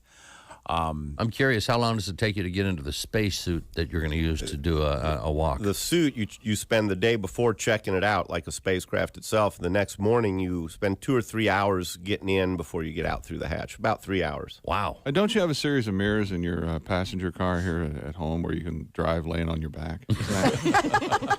Isn't that just to make you feel comfortable? Feel more comfortable upside down. Wow. You know, one expression that I can't stand, and I don't know why we put up with it so much, is when people say "no offense," because literally 100% of the time they're about to insult you right after they say. There's never a time when it's not, and so. I was, hanging out with my lady, and I got my hair dyed, and this particular dye that I used, I didn't think it looked any good. It looked unnatural, and I remember telling her, I don't know, I feel like it looks like I'm wearing a wig or something. And she goes, well, no offense, but why would anybody ever buy a wig that looks like that? And I was like, oh, yeah, no, none taken. Why would I be offended to think that nobody wants the hair that I have on my head? But, and then the other one, we went to a family reunion, and I remember on the drive back, I was like, I don't know if my brother's kids like me very much. And she goes, no offense, but why would they? There's just never a time when no offense ends well.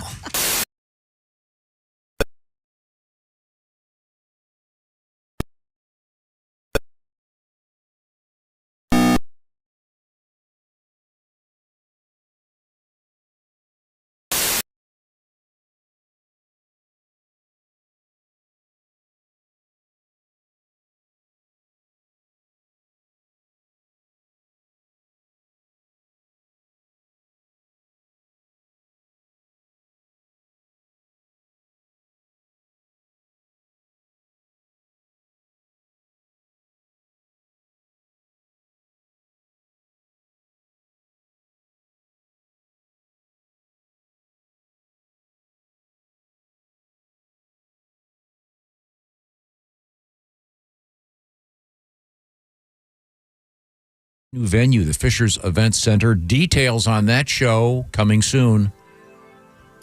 Hey, welcome back to the Bob and Tom Show. We're in the O'Reilly Auto Parts Studios. At the news desk is Jess Hooker. Hello. There's Josh Arnold. Hi. Ace Cosby's here. I'm Chick McGee. Hello, Tom. How are you? Good. Coming up, comedian Greg Morton, comedian Al Jackson, and our shoe-in of the week with Chick McGee and our special guest, Ms. Kathy Fuller, our winner in our Pigskin Pick'em from Week 5. Week 6 begins this evening. Go to bobandtom.com/contest. Get your entries in. Just pick the winners in the NFL. You could win that $500 gift card from Steven Singer Jewelers. Right now we have Miss Jess Hooker sitting in for Christy Lee. She's over there at the Silac Insurance News Desk. What's happening? A Disneyland guest died after riding the park's classic Haunted Mansion attraction. Oh, no. Yeah. This is terrible. Officer Matt Sutter of the Anaheim Police Department later told Entertainment Weekly that the guest, said to be in her 60s, was found unresponsive after finishing the ride. She was taken to the hospital where she was pronounced dead. Am I correct in saying, as you get near the end of that, doesn't the voiceover say, there's always room for one more? Yeah, and then you look and there's a ghost in between you guys. Yeah. If there's two people There's a ghost in your little car. Yeah. It's great. I bet I've done that 30 times. Yeah, Wow. I love Boy, that. this poor Yeah. woman. You think that was a heart attack?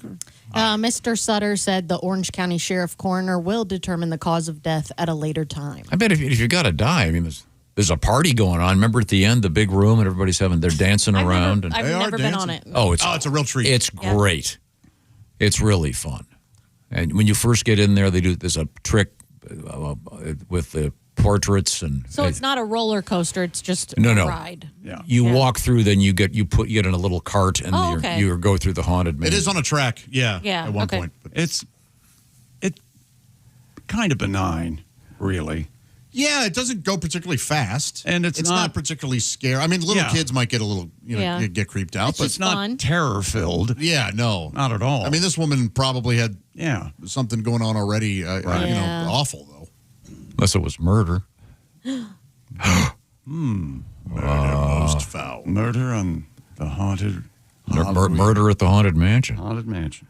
Yeah. I said Mickey did it.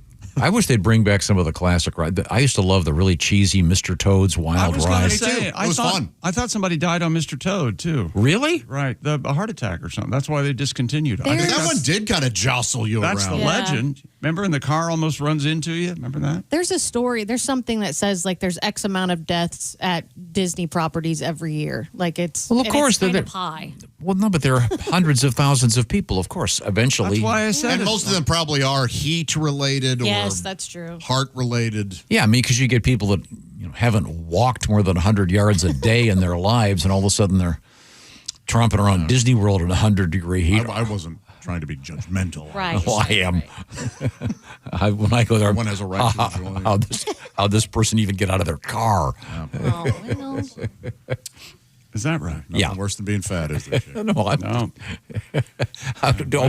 When they bring in the if you can't fit in the ride, you can't go. When they bring in the authorities, are they in some kind of a costume, or a guy looking like in the Goofy suit with a special vest giving CPR to this lady? Giving CPR to this lady. It did say in the story that the Disneyland employees did administer CPR until the medics arrived. Well, all right. Who's giving CPR? Remember, you do it to stay alive. By the Bee Gees. Oh, yeah. And Mickey goes, I hate the Bee Gees. Let's do it to the Mickey Mouse Club theme. In front of the wailing family. Yeah. He's got Goofy giving him CPR. Please save our grandmother, one of them probably yelled. Aww. Mr. Toad's Wild Ride guests drive motor cars through a chaotic journey featuring reckless driving, a chase through London, England, a courtroom scene, and a surprising comedic trip to the gates of hell. I loved that. I did too. It was so fun. Like these two-dimensional sort of. Yeah, it was like 4x8s of plywood that had very been much two-dimensional. Yeah, it wasn't really all that elaborate. But it was silly and fun. Was Mr. Toad a movie? It was The Adventures of Ichabod and Mr. Toad. It was great. From 1949. Okay. It's terrific. Okay. It's based on the wind in the willows, I guess. Oh, but if you have to die at Disney World, wouldn't the place be the Haunted Mansion? You don't want to be, that's fitting, yeah. She died in the teacups. Let me tell you something. And she's just over there spinning. And Those teacups. I've never been so sick on a ride. Oh, yeah, I won't get near them. Damn teacups. I'm not getting on those. And they just changed the Aerosmith roller coaster. The Muppets down in Florida, right? Rockin' coaster. I love. I don't know if the Muppets one is open now, but that's the new theme. And but they closed the Muppets 3D thing. Yeah, I know. Why not keep them both? I love that too. Yeah. Hey, what's green? It smells like. No. All right. Oh, God. It's unbelievable. Could we go back to the Silac Insurance News Desk and get off this? It's Kermit's finger. Okay. A neurologist says he encounters a patient a day who cannot get an MRI because they have a penile implant. Mr. Ashwan patient Udin. a day? Yes. Well, now, this is a technical issue, medical. You'll see. Dr. Ashwan Udin recently went viral after filming a TikTok video explaining the problem with certain metal penile implants and MRIs. Metal penile implants. Yes. That really hauls the mail. Now, does this count piercings? Is this No. This is Miami urologist Dr. Justin Dubin told the Miami News Times that a penile implant is truly a functional device that treats erectile dysfunction. He added that all modern-day penile implants are made from MRI-safe materials, though some that are over 25 years old may contain metal parts that are incompatible with MRIs. Okay. So, but I have a question. If you have an MRI, right, you have to have no metals. That's no correct. metal, yes. So if you have, what is the recreational penile thing? Is that called a Prince Albert? Yeah, that's a penile piercing. But that's not a medical device. That's jewelry. Yeah, it comes out. One end unscrews and you can pull it out. Yeah. So presumably, if you're getting an MRI, they tell you, "Do you have anything?" Oh yeah. Because if you didn't tell them, wouldn't it go flying out? It could rip out. Yes. Yeah. Those magnets are huge. Okay, so now here's my next question. Mm-hmm. At TSA, do they ever have to? Because, I mean, the last time I went, I remember they said, take your watch off. They were really, they wanted no metal at all. If you had one of those down there, would you have to go to the men's room? And I think that if it keeps going off, then you would have to request someone to come and pat you down or do a body scan search. And plus, I never take my belt off, and I go through, and it's only been an issue like once. Yeah. That's a joke. It's just so they can assert some sort of control. He's not wrong. The smaller the airport, the worse they are because they're so bored. Well, I don't want some guy, getting on the plane with a rifle. Hello and welcome. I agree. Welcome to my new talk show. I'm paranoid, or you should be. And here's Josh. Josh, how are you, buddy? I'm glad you had me on today. It's important. I'm just curious if someone had a large enough penile jewelry, whatever you call it. Sure. They'd probably say something. Yeah. Would it shoot off the machine, and would you have to go to? Maybe not though. I mean, how many women walk through with pierced ears? Yeah, but those piercings, the Prince Albert, that's big. That's a big piercing. I mean, like the metal gauge and everything. Yeah. Like, but I mean, if you have big earrings, do you have to take them off? No, I don't know. And but this article is about penile implants that are for what's it called? Erectile dysfunction. Now, do you blow those things up? You pump them? Do you pump them like the shoes, those basketball shoes they used to have? That's right. There's a button on your balls. That's right. There is, right? No, isn't there? I think I actually don't know. I think there was something like that. I think that might be how those work. There must be an app, right? But if this is a metal device, then that means that you're erect all the time? It probably has some kind of a hinge on it or a... yeah, I don't know. But I mean, Chick, you're just alluded to something that may be correct. There may well be one of these, because they said the newer ones are all plastic. Yeah. Or MRI safe, whatever they might be. But I wonder if they operate with an app on your phone. Maybe. Oh, I don't know. Why wouldn't it? Everything does. Do you remember those swords your kids had when they were little and you'd throw it and it would like telescope out? Yeah. Yes. Oh, yeah. Is that what that was? Fun. It may be similar. I mean, if you need it, you need it. But flick your hips and... Yeah. But it would be funny if... I wasn't aware you should flick your hips. But that's probably not the right word, but yeah. How would you throw your hips? Thrust your hips. Thank you. You're Yeah. welcome. Yeah. Oh, yeah. Yeah, but I bet there. Now I'm curious if there is one of these things that operates with your phone. Well, and I would like to know. I wonder what the logo looks like for the app. You know when you're getting ready to take a picture and it has that circular gauge that you can like telescope in and out. You know what I'm talking about? Yeah, the yes, shutter or the whatever the hell that is. The iris aperture. Just roll that. Yeah. Make your wiener bigger. Okay, thank you very much. Himplant launches Himplant POV AI penile enhancement simulator. This all came up when I typed in penis implant app. Wow. So what is Himplant? Well, I assume it's for the boys. It's the first FDA cleared penile implant. Yes. Oh wow. My God. There you go. Does it operate with a phone? Don't say there you go like I need it. Well, there you go. That's what you've been looking for. Well, right? I mean, the fact that you immediately Googled it. I'm sorry. Because you go, I have no idea. And I went, well, there's a way for us to find out. Sounds like you've been waiting for it. Oh, there you go. That answers all your questions, right? You can finally shut up about needing something for your penis. You poor limp bastard. Here you go. Do they? There you go. Do you want the venti or the grande? You know they name those just like they do the coffee at Starbucks. They're not going to name them small, extra small. No, no it's going to be tall, huge, gigantic, and epic.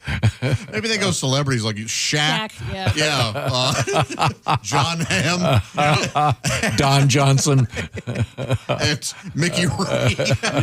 Mickey Rooney evidently was large. Oh, really? Okay, yeah. I was assuming maybe it was Speaking of large, coming up, we've got some large comedy with Greg Morton and Al Jackson. Comedians on the way. Plus, not to mention, today in history, we are in the O'Reilly Auto Parts Studios. This is the Bob and Tom Show. Add to or continue the conversation. Check out the...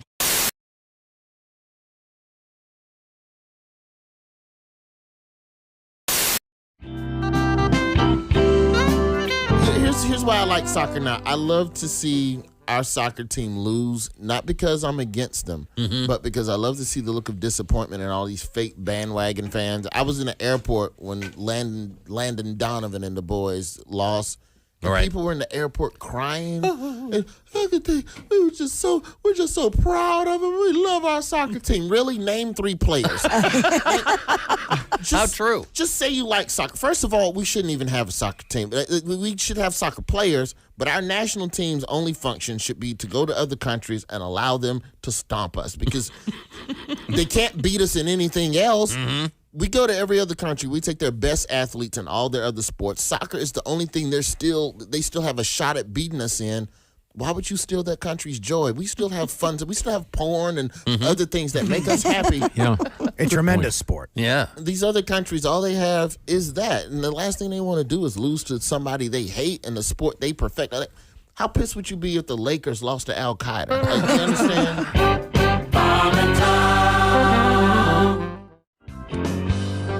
Let's get back to the chinchilla. We sent members of our staff plus Donnie Baker to your garage. She is my mistake. So traumatized right now. She has not come out of her little house in No doubt. the whole The day. chinchilla. Oh, well, that's because she met Donnie Baker. Yes. True. Her ears are as big as Frisbees. They are very big. I know. I can't get over how They're horribly... native of South America, and they use those to, they're nocturnal, so they Must be a lot of listening going on. They do in a lot South of America. listening at The night. size of those because ears. you can't see very well. And they respond, of course, with their brain by going, duh. I'm a chinchilla. Oh, wow, it's that great big thing right there. That looks like a really nice fur coat that lady's got on. I wonder what that's made of. Duh. Well, I'm gonna rest for a while so I can poop again. Duh. I can tell you. I'm not like a dog. I can't play frisbee or catch. I just sit here going, duh. I'm kind of like something in a frame, like a picture, except I just go, duh, and then I poop. Except you have to feed me and I poop. I'm like a picture you have to feed. Duh. I can tell you what, they don't come when you call them. That's for damn sure. I will. What? I'll come if you call me. Tell the story again, and I always love this story about when you and Cheryl were playing, and the day that you finally... Well, the day that she quit playing one-on-one against you. You mean when I finally beat her? Yes. This is Reggie's sister, a of couple course. years ago. She wasn't going to play anymore. Well, when I sent her shot into my mom's rose garden, we started playing horse. Right. But you got to remember, Cheryl was always 2 to 3 inches taller as we were growing up. So I started to catch her in height my freshman and sophomore year of high school. So up until that point, Cheryl dominated me. But she dominated everyone, though. So I don't feel so bad. Didn't she score how many did she score that one night? You scored, what was it? 45, 45. 50. She came in and... I'm gloating. Because we had played in the away gym. She had played at the home gym. So my dad was with her at their game, and my mom was with me. So we get in the car. Hey, I had my best game ever. 40, 45 points. Strider started. Strider, what did you do tonight? And she looked at my dad, kind of looked down. My dad's like, oh, she had a pretty good game. I was like, oh, yeah, but I bet it wasn't 40, 45. No, she had a really good game. Well, what's really good? She had 105. By herself?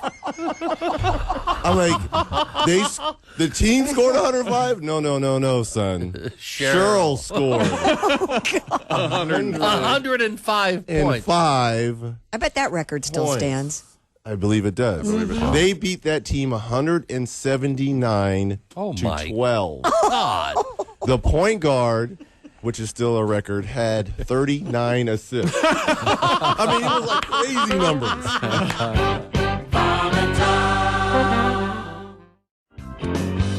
Paul, you kind of came off the road as a comedian many years ago when you started doing the TBS show. How many? We started in 95, so Really? 14 years. Wow. Doing it. But you occasionally go back out on the road and do stand-up. I do. I took a little time off the last couple of years, but now I'm getting back out there. It can kind of burn you out being on the road. But, Sure. I always see stuff on the road that you just don't see anywhere else, and it just makes you laugh. And I was staying at this hotel, and one of my club dates, and I go down to the jacuzzi, and there's a sign above the jacuzzi that says, "No one shall jump or dive into the jacuzzi." Now, if you're going to dive headfirst into a jacuzzi, are you really going to be swayed by the word shall? Come on, boys, let's go into jacuzzi. Hold on, I see the King's English. Wow. What the heck? I'm guessing that was a lawyer. They really should have. That just made me laugh all day. That takes away the loneliness of the road. Because it can get lonely.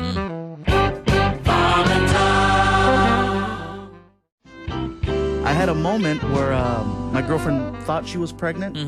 And by the way, if ladies, if you suspect that you're pregnant, tell the guy during the day. Don't wait until you're about to go to sleep.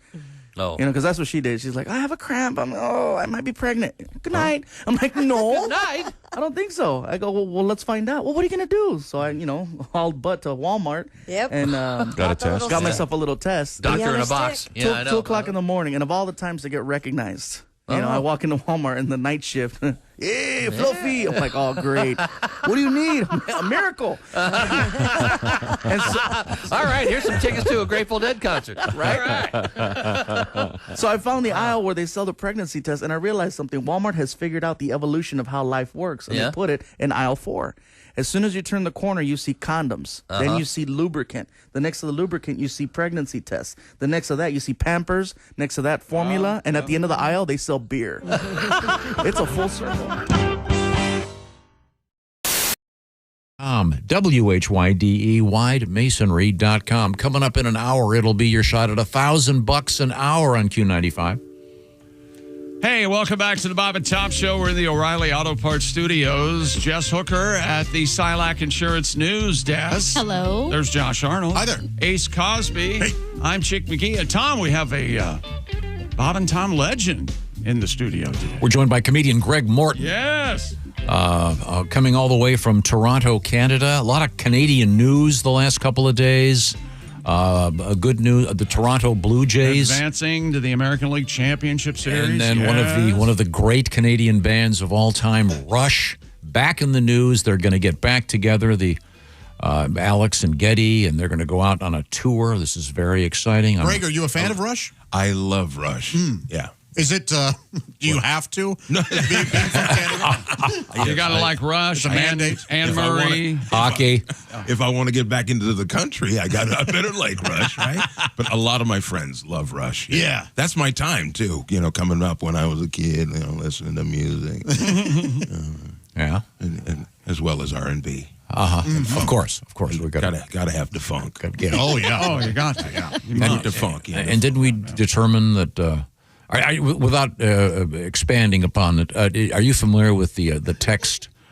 Oh no. Here we go.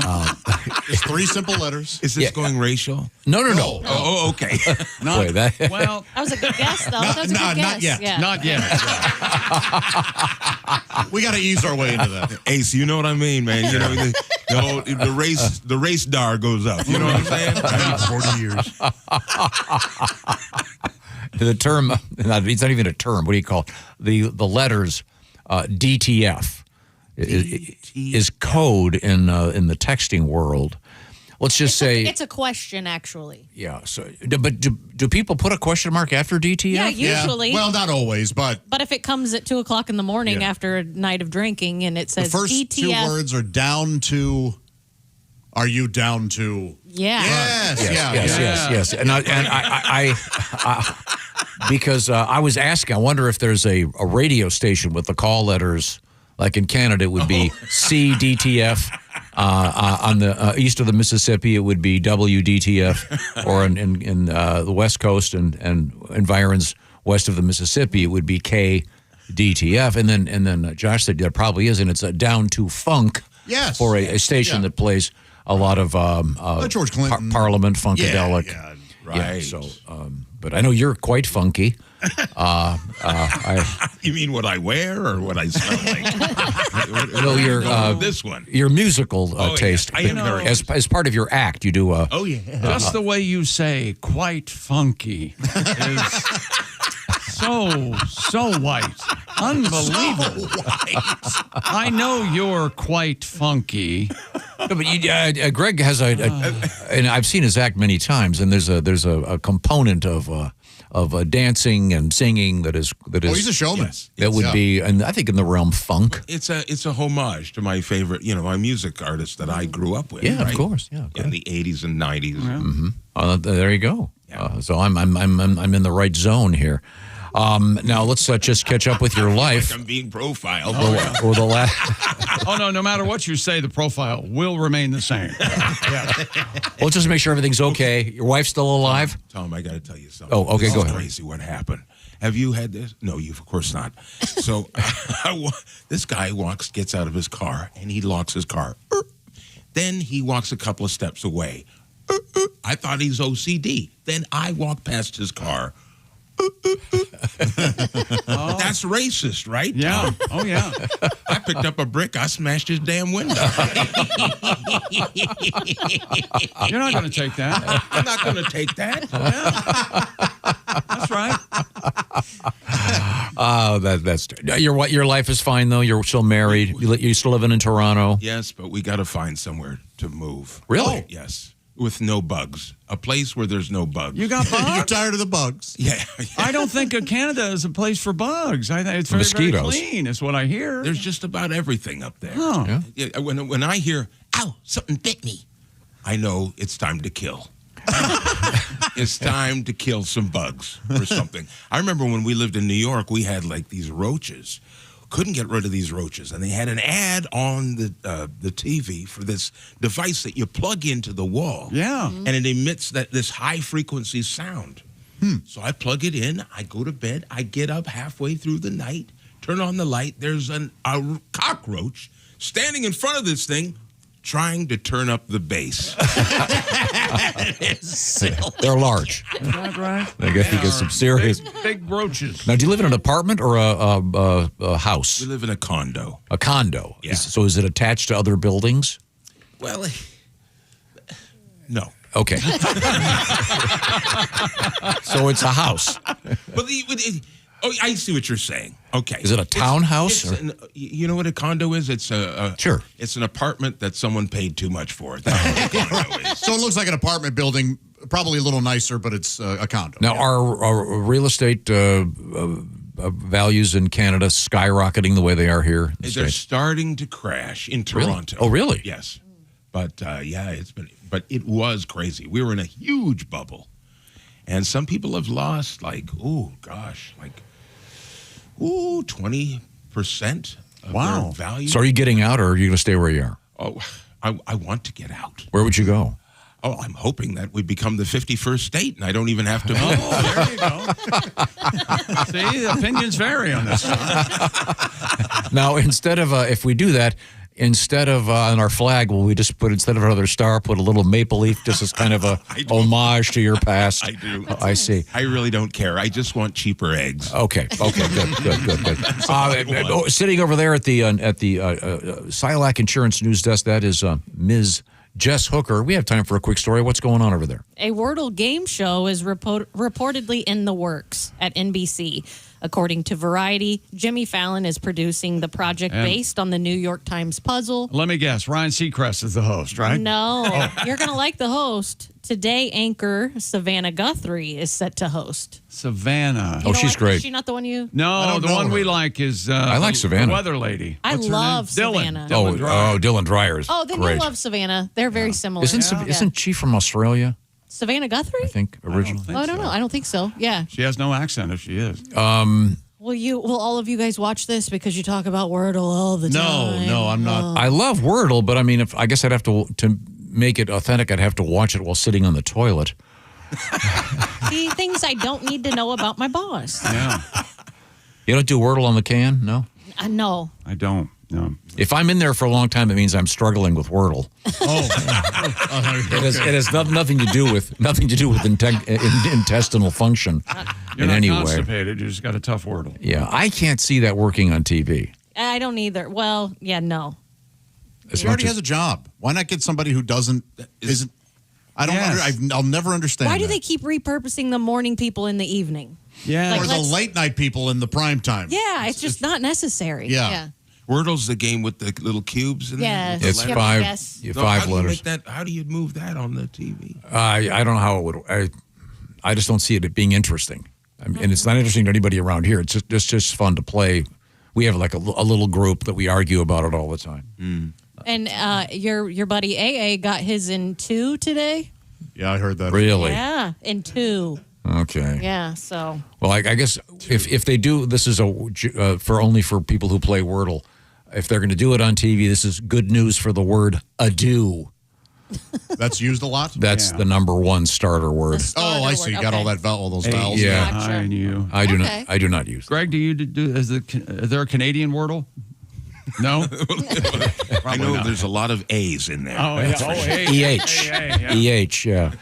Well, I got a few words that might work for this TV show. Okay. I got to see how many letters. Stink.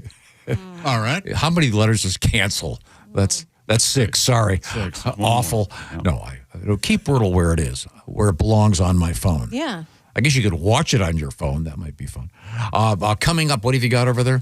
Do you remember the game Clue? Love Clue. I love Clue too. It's coming to Netflix.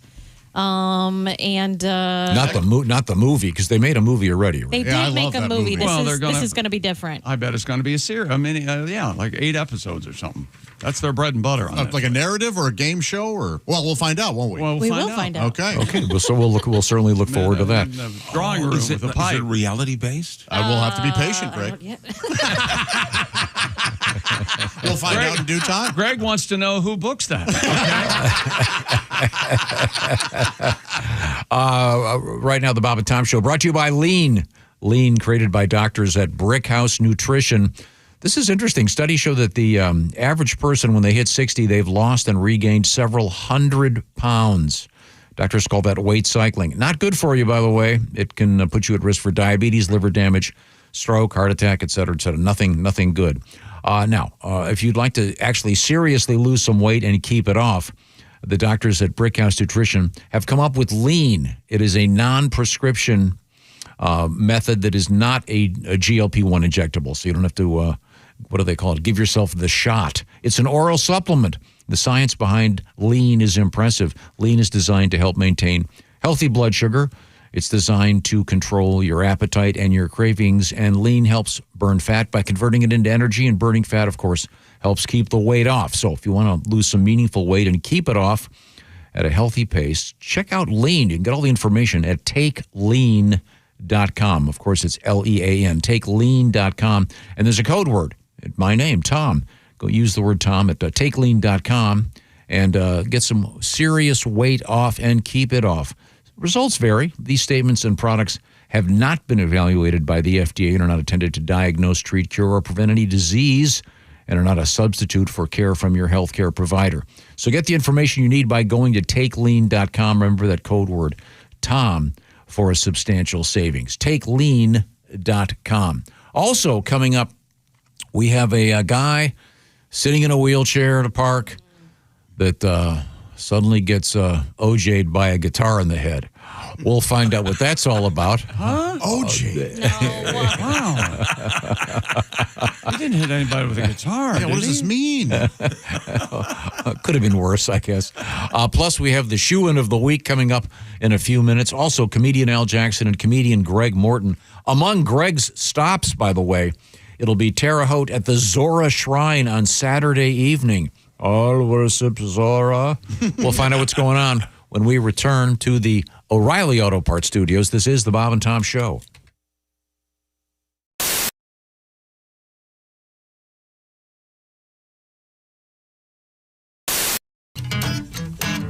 Fish and worms, fish and worms. Everybody's wishing they had fish and worms. Find them in the backyard, underneath a rock. Slip them in your sandwich, put them in your socks. Fish and worms. Do your English homework, underline a word, circle direct object and transitive verb with a fish and worm. Fish and worm. Well, my big sister, she don't care for my fish and worm. Big ones, little ones, they give her the creeps, whatever it's. I go and put a couple in the blender. Now she's looking at me with bated breath. Ooh, from eating fish and worms, fish and worms. Everybody's wishing they had fish and worms. Find them in the backyard, underneath some leaves, make them little dresses. Just leave off the sleeves, fish and worms, fish and worms, fish and worms. Yeah. Hey, chick, what are you doing? Working on radio stuff. Oh, well, you missed the meeting. Oh, yeah? What'd I miss? Actually, some pretty cool stuff about Silac. Get this. All right. If people have a 401k from a former job, right, they may be able to roll it over into a Silac annuity and get a 20% bonus bump. Nuh-uh. Yeah, huh? Let me run some numbers. So I've got a $100,000 401k, and I switch it over. $100,000 becomes $120,000? Yes. And $200,000 becomes a $240,000 Silac annuity? That's right, but chick, you know you have a calculator on your phone, right? Oh, I prefer this one because I like big buttons, and I cannot lie. Get your butt over to SilacINS.com for more info on the 20% Silac annuity bonus.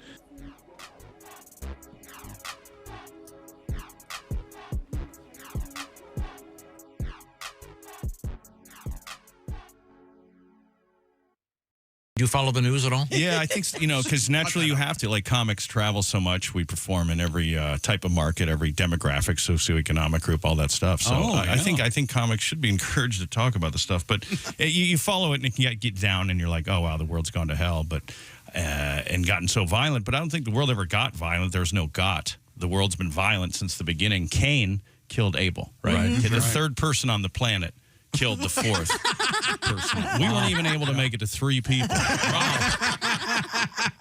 somebody was. At one time, a third of the people on the planet were murderers.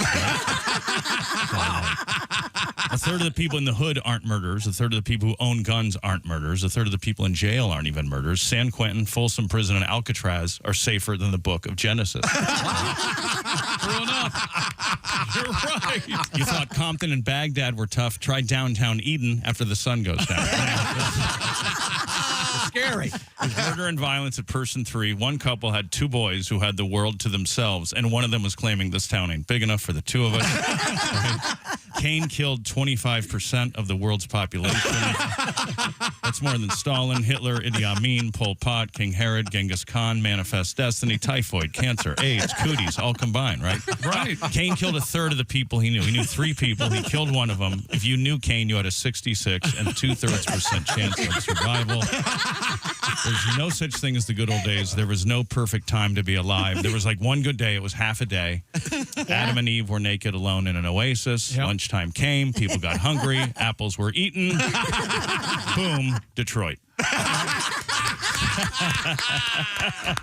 Bravo.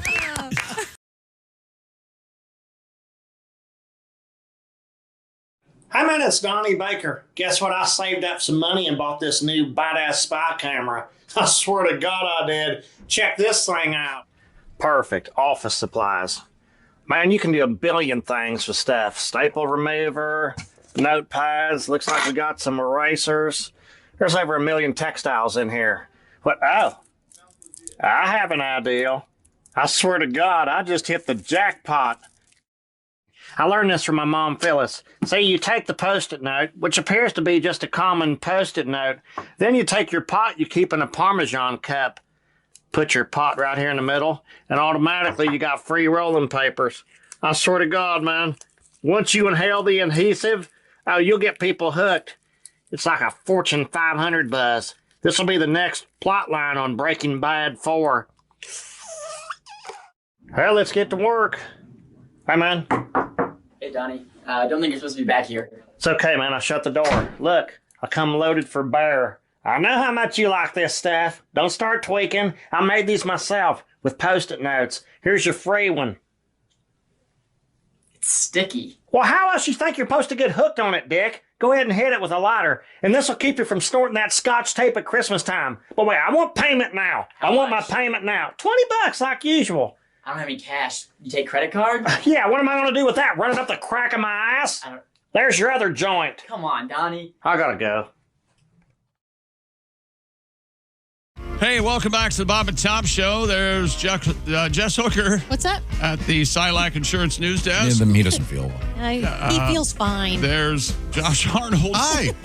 There's Ace Cosby on Chick. Hello, Tom. We got a guest. I can see him sitting over there. He is comedian Greg Morton. Who could that be? Hi, Greg. What the hell? You know, yesterday, and don't take this the wrong way. Oh, boy. There we go. No, the problem is he's going to take it the right way. Yesterday we were discussing, we were talking about people who were well known that had a large gap in their teeth. We did. Yeah, we were. did that, yeah. We did. And and I said it. I've always heard it's a sign of high intelligence. That's exactly what you said. Yeah. Yes.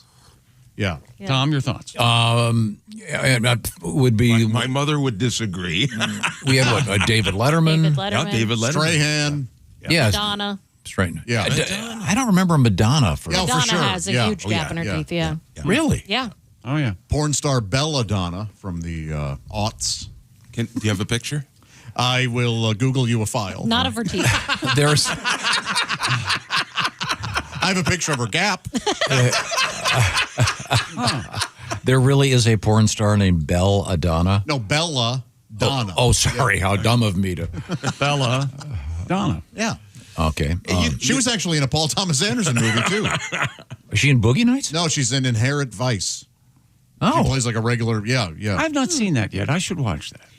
It's good, but odd, yeah. Okay. Well, Greg Morton, stand-up comedian. You do have a large gap in your teeth, and it's charming and delightful. Charming. And have you ever considered when you were a kid? Did you ever consider braces, or were you comfortable with it, or is this awkward? Or I'm stumbling because I feel like an idiot, and that okay.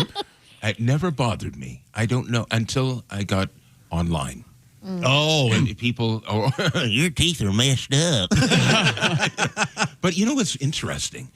AI. I can't get AI to draw a picture of me without the gap. The AI fixes my teeth. It does? Yeah, it closes the gap in my teeth, and I go, put that back in there. That's weird. Isn't it, though? Yeah. Now, can you get your whole finger between them? No, he What are can't. you doing?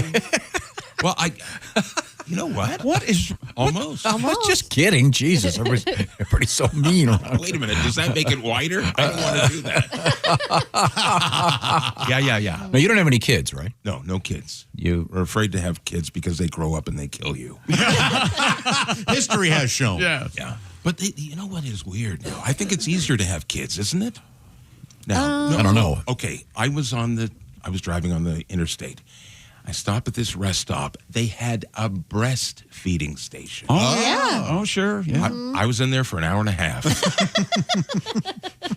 Now, Greg, that's not what? That's not meant for you. He really got in trouble for lying down in the baby changing station. Now, does the nipple fit right in that gap? You're kicking your feet I'm so in the glad air. Yeah. I'm so glad you asked.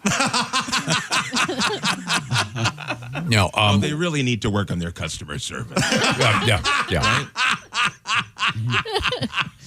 Yeah, I'm a big fan. One of my friends is going to have his first kid, Oh, that's exciting. so I've been giving him a lot of pointers. Yeah. It's Alsman, and she's a girl. No. No, she doesn't. No, Alsman doesn't need any pointers. He was asking about those. Because when you don't have kids and you walk into a bathroom and you see those baby changing things, Yes, you kind of wonder. And I said, remember, when you go to one of those, you've got to completely sterilize the thing before you touch it. Oh, yeah. I'm surprised they don't have a sleeve that you just put over that entire thing. That would be good. Yeah. Like they do on the toilet seat. Yeah. It's really no big deal. I just unwrap the Whopper and leave the wrapper down. And then when you set it back down, it's on the wrapper. We had a letter I didn't read on the air. These people were flying, and the lady next to them, let's see, she was in the window seat with a baby, and she changed the kid on the middle seat because there was no one sitting there, and it was a major. Oh. But I mean, what are you going to do? I mean, there's probably more room than there is in the bathroom. Yeah. So these things. That's will what happen. you're supposed to do. You're supposed to take the kid to the. Yeah, but you can't. Oh, you are? On an airplane. You can't. I mean, But that's what they want you to do? Yeah. Okay. I mean, if they're really small, I guess you could do that tray. Yeah. And then the guy in front of you puts his seat back, and I just got pinned by a diaper. Did you see that? I sent you that email about airlines are going to start charging if you want to put your seat back. Oh, that's What? ridiculous. That has to be. What? Like $50 or something. $50. And you have seat back responsibilities. You can. How are they going to enforce that? No. I don't know why they just don't retrofit or put a pin in something so that seats won't recline. Yeah, I don't want the problem. And you are pro recline. If it's there, I should be able to use it. No. Yes. No. I don't recline. No. Yes. You need it if you're going to take a gotta nap. have You it, can't yes. nap. You know straight up. what I love about the great engineers in our culture? And I do love all engineers. Of course. I love the fact that when you get on an airplane and it still has ashtrays, that baby's still flying. Yeah, those Experts say you want the old plane. Yeah, those maintenance guys know what they're doing. Yeah. Yes. I'm always very comfortable. Mm-hmm. What about those airplanes? There was a Boeing. The wing almost fell off. Well, You maybe they imagine built the it. Maybe they built it on a Monday. Imagine the captain comes on. Ladies and gentlemen, this here captain speaking. If you look out the left-hand side of the plane, you'll notice the wing is missing. We're going to need everybody to stick their arm out the window. Flap it up and down as hard as you can. As hard as you can. You people on the right-hand side of the plane, we're going to need you to take out your Bible. The only way we're going to land this is on a wing and a prayer. So, Okay. Thank you very much. Comedian Greg Morton has joined us in the studio. We're going to go that direction, where I see Ms. Jez Hooker sitting in for Christy Lee, who is in the UK right now. And Ms. Hooker is at the Silac Insurance News Desk. Have we missed anything in the news? Oh, yes. Police in Oregon say a 65-year-old man is in custody after assaulting a man in a wheelchair with a guitar. Now, this is a confusing sentence. I apologize. It is a little bit. The guy in the wheelchair is not playing the guitar. No. Okay. The guy in the wheelchair is just sitting there, and this douchebag comes up who has a guitar and smashes the guy in the head. Well, what did the guy in the wheelchair do? According to court documents, Portland police responded to the scene where they found a man with injuries to his head and face. A witness told police she saw the victim being hit in the head with an acoustic guitar. He didn't get hit with the guitar that hard. It was just a fender bender. Nothing wrong. Oh, some applause, some laughs. I like it. Yeah, I mean, Fender does make an acoustic, so I'll allow the joke. Oh, it does. Yeah. That's what I was. Yeah, had it been a Stratocaster, it probably would have killed the guy. All right. When she attempted to break up the fight, the suspect ripped off his colostomy bag and threw it at her. Wait, it was a lady? No, this is the one who tried to break up the fight. So wait a minute. So the two lady tries to break up the fight. There's a wheelchair guy, and then there's a guy with a colostomy bag and a guitar. Okay. They're in a fight. The female comes, tries to break it up. She gets caught in the face with a colostomy bag. Oh. Hit in the face with a bag. From the guy in the wheelchair. No, the guy in the wheelchair is wait a minute. Just an innocent dude. Hi. We're getting way too complicated. Guitar man has the colostomy bag. Yes. What the heck is he doing with I a don't colostomy know. bag? Well, sometimes when you're injured, you have to. How does Mark Sanchez fit into this? Does he come? Does Mark Sanchez come in and OJ the guy? The 65-year-old. OG? Yeah, what is that? Why do you keep saying Have you seen the slash wound on that guy's face? Yeah, but you also, for You're this story, applying it you've to been this. saying a man has been OJ'd. Yeah. What are you talking He about? he has a face injury. And by the way, OJ was found innocent. You forget that. That's true. Well, he was Now, your innocent point- a long time ago. So your point They is. never did find the real killer.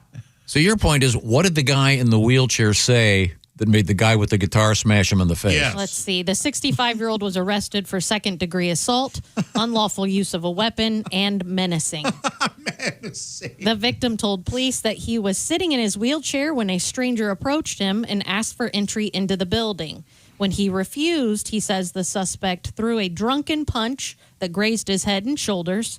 The suspect then swung his guitar at the man, who dodged the first two swings, but the third struck him in the head.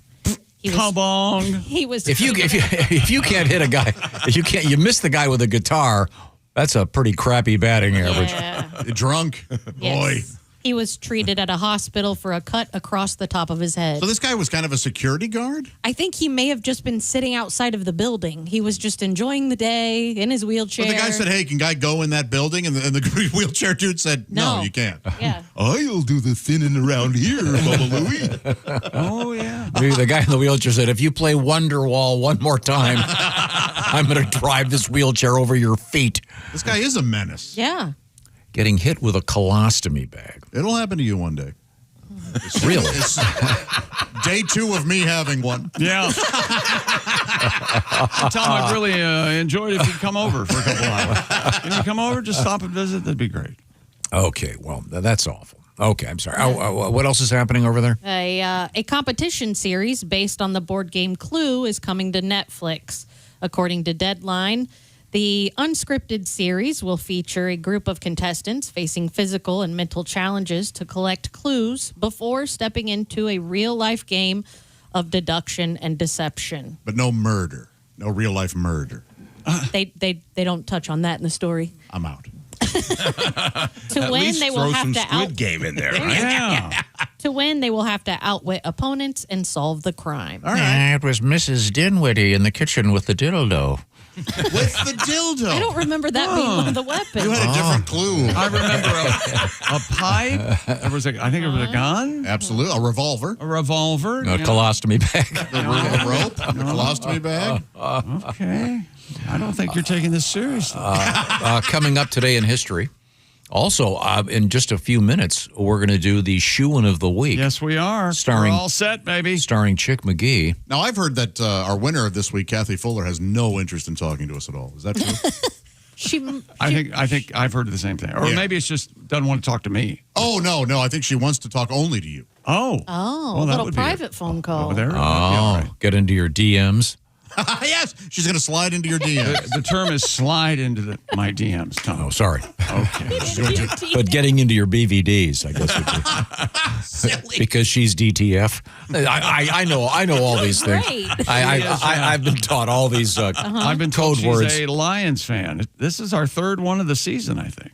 Oh, Already. all Another right. Lions fan. Okay, we'll certainly look forward to that.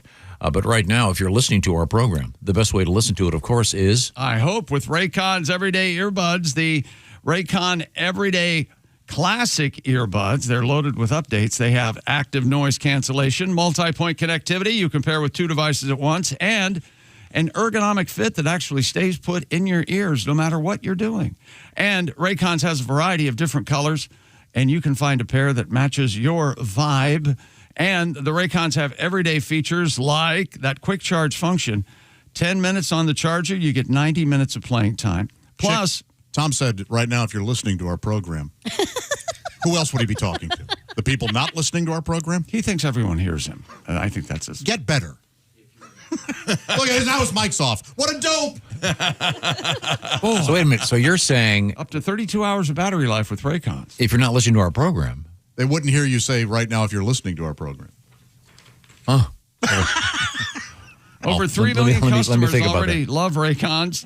They come with a 30-day happiness guarantee, and we've got a deal for you. Go to buyraycon.com/Tom to get 20% off the Everyday Earbuds Classic. That's buyraycon.com/Tom, and you get 20% off everything on the website. So I should have said, since you're listening to our program. Yeah, something like that. Yeah. Okay. All right. That would have been better. What's your favorite Tomism that he does? One time, Greg Morton, he said, we will return when we come back. Something along those lines. Oh, no. We will return, and we'll do that when we come back. That's right. Yeah. That's right. The word you're looking for, Greg, is profound. Deep. And when we return, I believe we're going to have Ms. Kathy Fuller taking on Chick McGee in the Shoe-In of the Week. Plus, we'll cram in some important things that happened on this date in history. Is it your birthday today, Greg? No. Oh, thanks for coming in. Okay. We are in the O'Reilly Auto Parts Studios. This is the Bob and Tom Show. Just got to get a hold of us? Call, text, or email. Get all the contact information you need at bobandtom.com.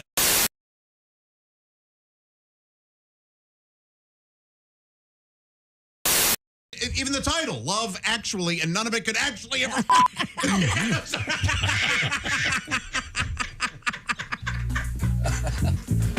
I just pulled a muscle. I've also been watching Love Actually again.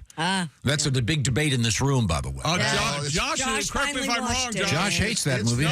It's Josh flawed. loves it. It's flawed. Yes. It is utter garbage. But it's hard for me to get mad about it. I mean, it makes a lot of people happy. I think you said I don't care about any of these people. No one is real in that, and that's the. I could go. I really am thinking about doing like an hour-and-a-half podcast about why it is absolutely so bad and why its thesis is a total lie. I like the idea of you. I like the idea of you doing that podcast because that'll take 3 or 4 people to put that together, and they won't be on the roads in my way. It's not a documentary. Well, here's the problem. It's bookended with real people meeting in an airport. Right. And then the thesis is, now I'm going to show you some more examples of real love, and it's the fakest BS you've ever seen.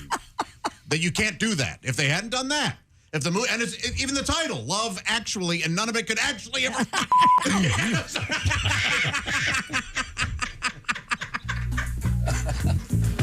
I just pulled a muscle. I am so sorry. We'll be back. We'll be back with more of the Bob and Tom Show.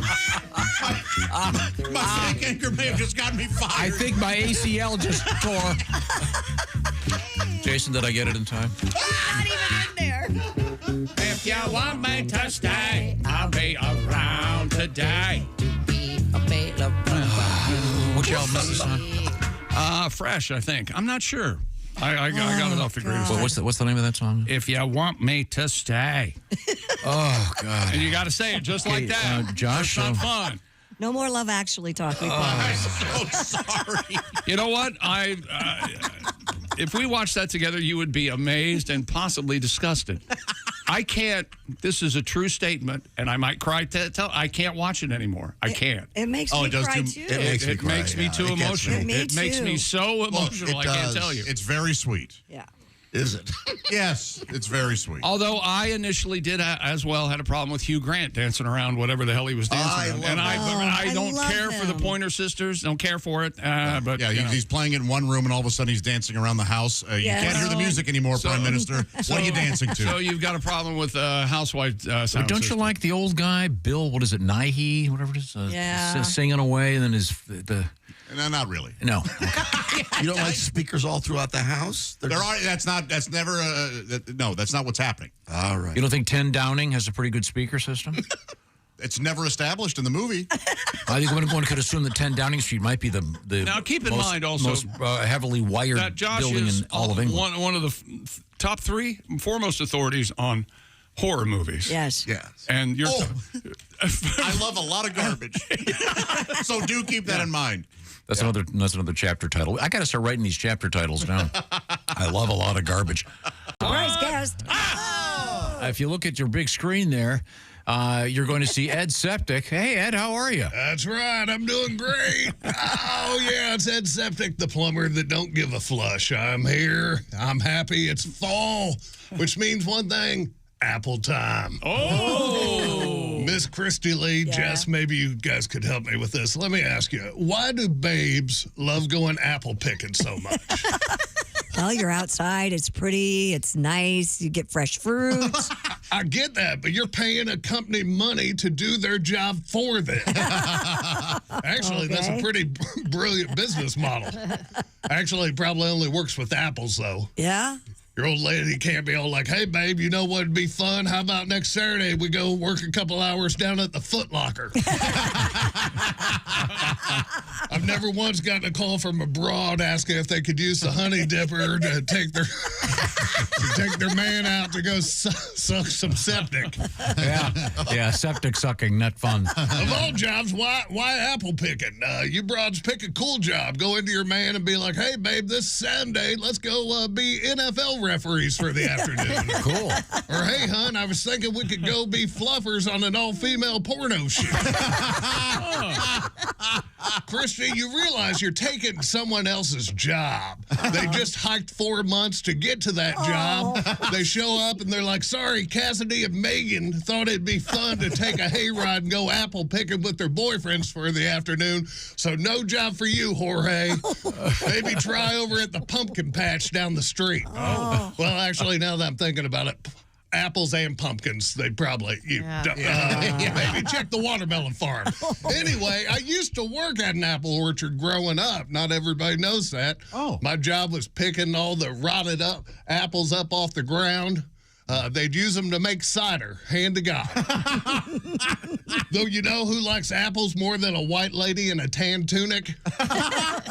Who? Worms and bees. Yeah, they love them. Yeah, I got stung up a bunch and caught a raging case of the ringworm. Oh. Yeah, as a youth, that pretty much ended my wrestling career. Along with most of the team. Yeah, the ringworm was running pretty rampant. We had to buy all new mats.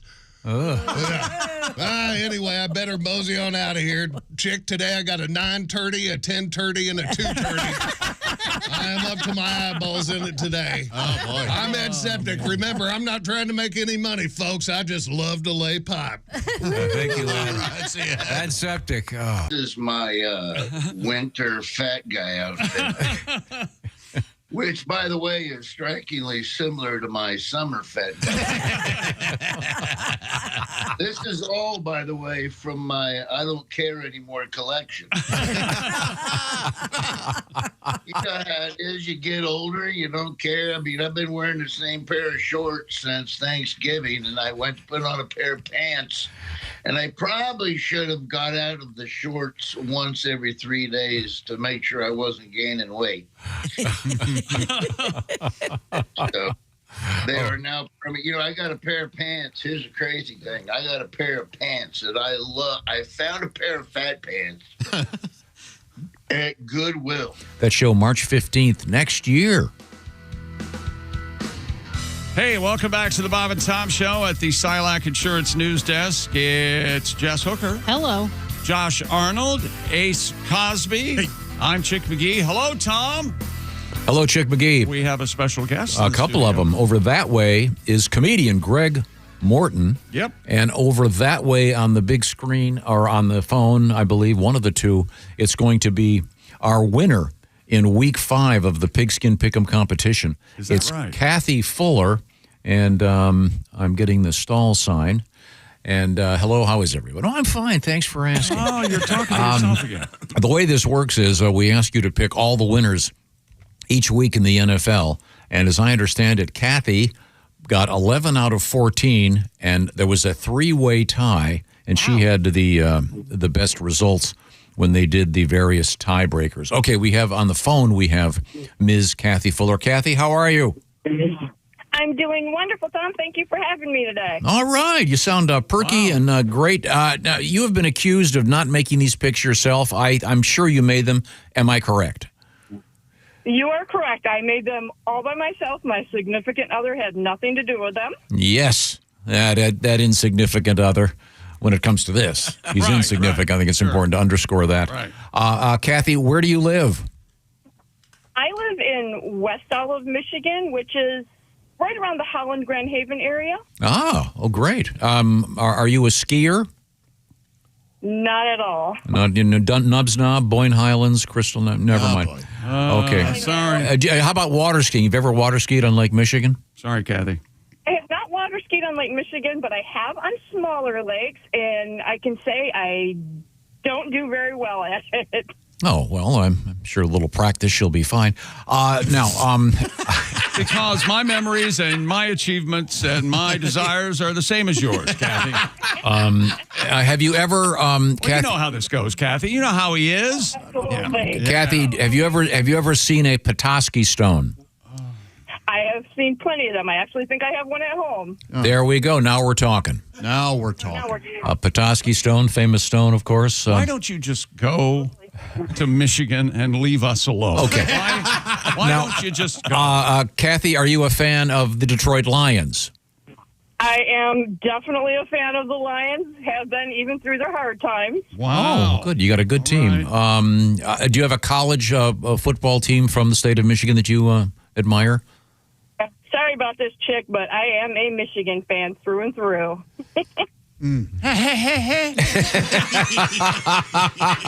Hardy har har. The University of Michigan, Ann Arbor, Michigan, the home of the great Bob Seger, ladies and gentlemen. Ladies and gentlemen. You're a Bob Seger fan? I am, actually. Yes, I am. I loved his music. Oh, sure. Good. We can hit a few more Michigan things, but I'm getting the signal that you're tired of it. Okay. Well, Kathy, you get to pick against Chick McGee today. Do you have one of those? Honolulu blue Detroit Lions jerseys, Kathy? That I do not have. Oh, I wish I did, but I don't. Oh my gosh! Well, who's your favorite player? I like Amonte. Ramon. Oh, she's cut down a little bit. That's all right. There we go. Okay. We lost you for a second there. I didn't hear. Oh, you said Jared Goff. Anyway.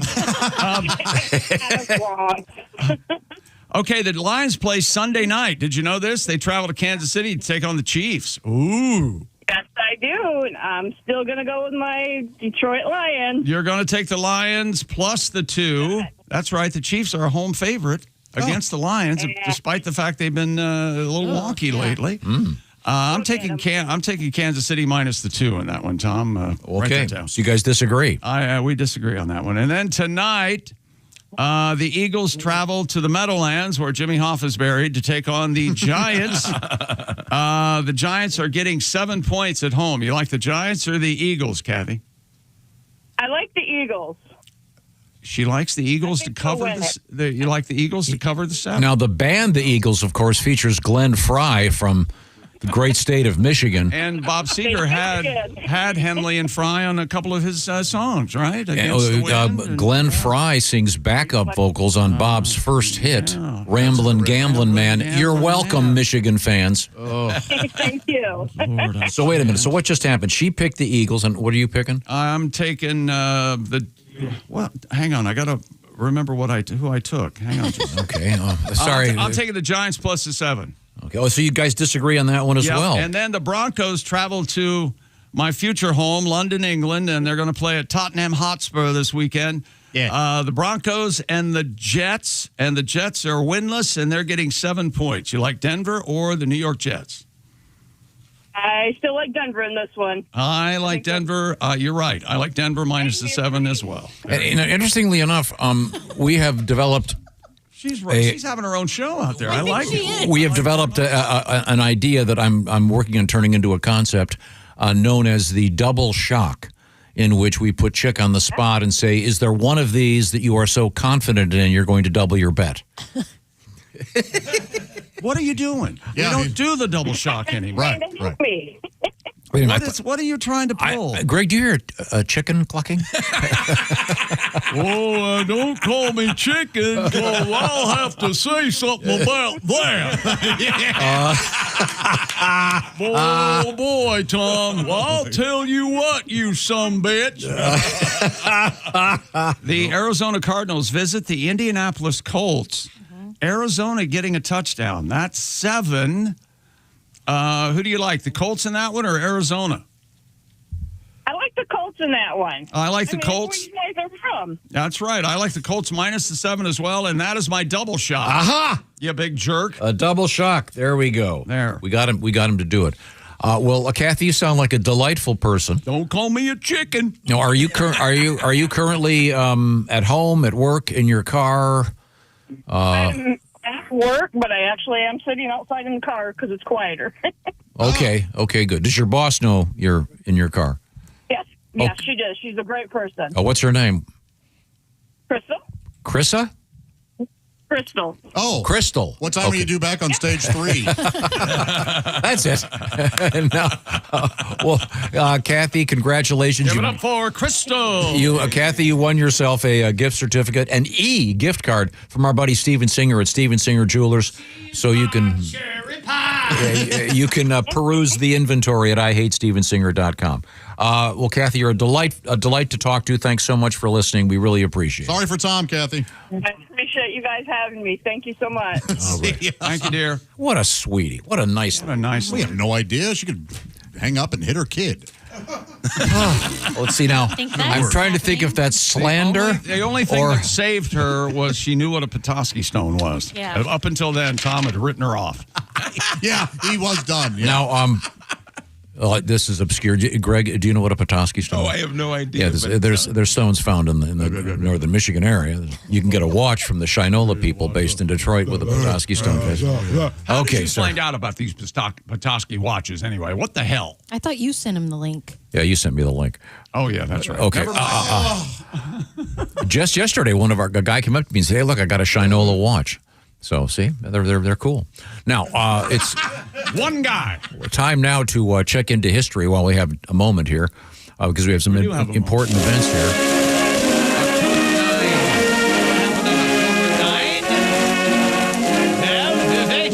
This has always interested me. Apparently, in the year 1000, Leif Erikson discovered what they called Vinland. Right. Which would, when I say discovered, it would be the European discovery of North America. But we don't call it Ericsonia. We call it, the United States. Columbus is getting all the credit here. You don't have like an Ericsonia University. Don't you think we? What else happened today, Tom? No, but he gets here. Oh, so who's your favorite Viking? My favorite Viking? Eric the Viking. Fran Tarkenton. That's what I was going to say. It's either Randy Moss, Fran Tarkenton, or Chuck Foreman. I can't decide. Yeah, why doesn't Leif Erikson get more credit? That's all I'm saying. Yeah, I don't know.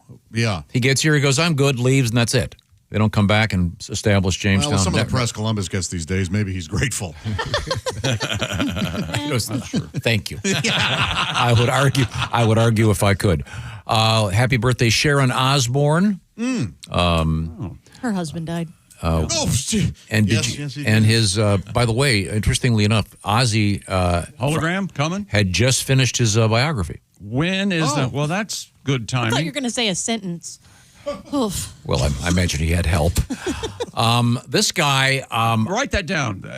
She's going to come out with a hologram of Ozzy. You wait and see. Oh, like the ABBA tour? Yeah. Yeah. There you go. 1954, happy birthday, Scott Bakula. Blah. Yeah, Bakula. Well, isn't that a gay porno with Bakula? It's a vampire. That's right. Blackula. No, it's Bakula. Bakula. There was Blackula. Blackula, yeah. Which is actually a decent movie. And I think Percy Rodriguez. You're just saying that because I'm here. That's right.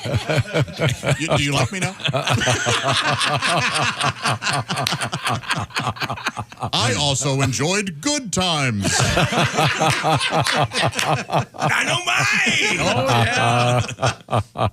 I like that show, Quantum Leap. I did too, man. Loved it. Yeah, Loved that was it. appointment viewing for my family. He's in some cop show now, right? NCIS, one of those? Oh, yeah, yeah. New Orleans, yeah. The New Orleans one. Okay, now you'll know this one, Miss Hooker. I will. Born in 1973, Steve Burns, not the comedian, Steve Burns. Oh, Peter Burns' brother, right? No. Oh, and what did Peter Burns write? Sliding down the banister. That's right. Okay. Steve Burns. Host of Blues Clues. Oh, I didn't know that was it. I just know him as Steve. Yeah, Steve. Did you know he does the theme song? It was actually a real song before it became the theme song for Young Sheldon. I did not know that. Yes. Oh, that's cool. He's a pretty good musician. Okay, And he has a very successful podcast right now. I like him. Yeah, he's from really this point forward, doing you good work. can't say anything to Tom about being boring. You know what? You're right. Oh, thank you. When you're right, you're right. Okay. Lastly, The Doors released the great song "People Are Strange" on this date in 1967. Arguably their worst song. No, That's one of my favorites of theirs. All awful songs. You're wrong. There's Peace Frog and everything else. You can have everything else. All of L.A. Woman is great. Erase all of it. Okay. Thank you very much. Make it against the law to listen to. Okay, fine. What are you listening to? Doors in here? Let's go. Okay. Cuff him. Coming up, comedian Al Jackson will be joining us, along with comedian Greg Morton, who's hanging here with us right now in the O'Reilly Auto Parts studios. This is the Bob and Tom Show. Thanks for listening to the Bob and Tom Show this morning. Even though we're not too much to look at, you can also watch the show on our YouTube channel. Hey, hi, it's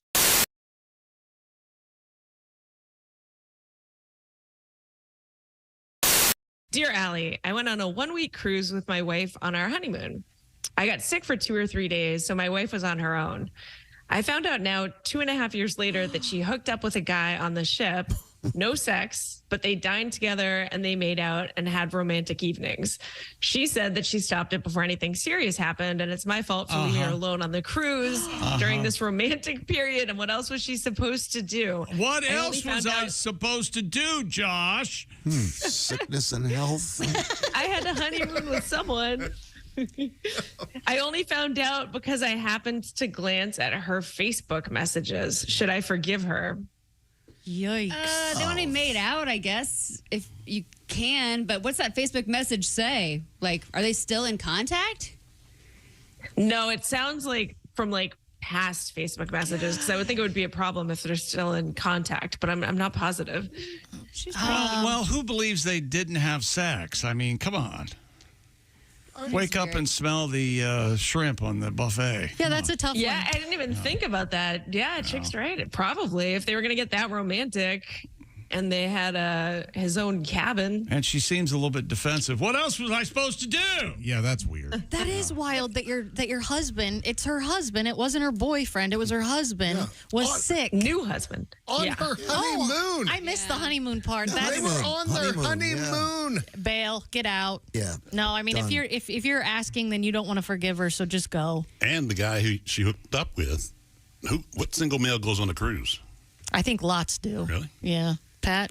That's a fair question. Yeah. You don't see a whole lot of that. You don't? Okay. Alternative Well, lifestyle, there could be man? Is that groups what of you're guys talking or about? girls. Yeah, That's groups true, of guys. too. On a group vacation, yeah. Well, no, I'd get out. Go. Ugh, On a honeymoon, I think that's a deal breaker. Yeah. Yeah, you're kind But it of... was 2.5 years ago. He just found out about it. But I'm still with you. That's honey, I don't think our marriage is what I thought it was. No, you Not have at set all. the tone. Yeah. He's not a And she good wasn't like, person. I'm so sorry. It was a mistake. There was a lot of booze. It was romantic. I was missing you and really horny, blah, blah, blah. But instead it was like, well, what do you expect me to do?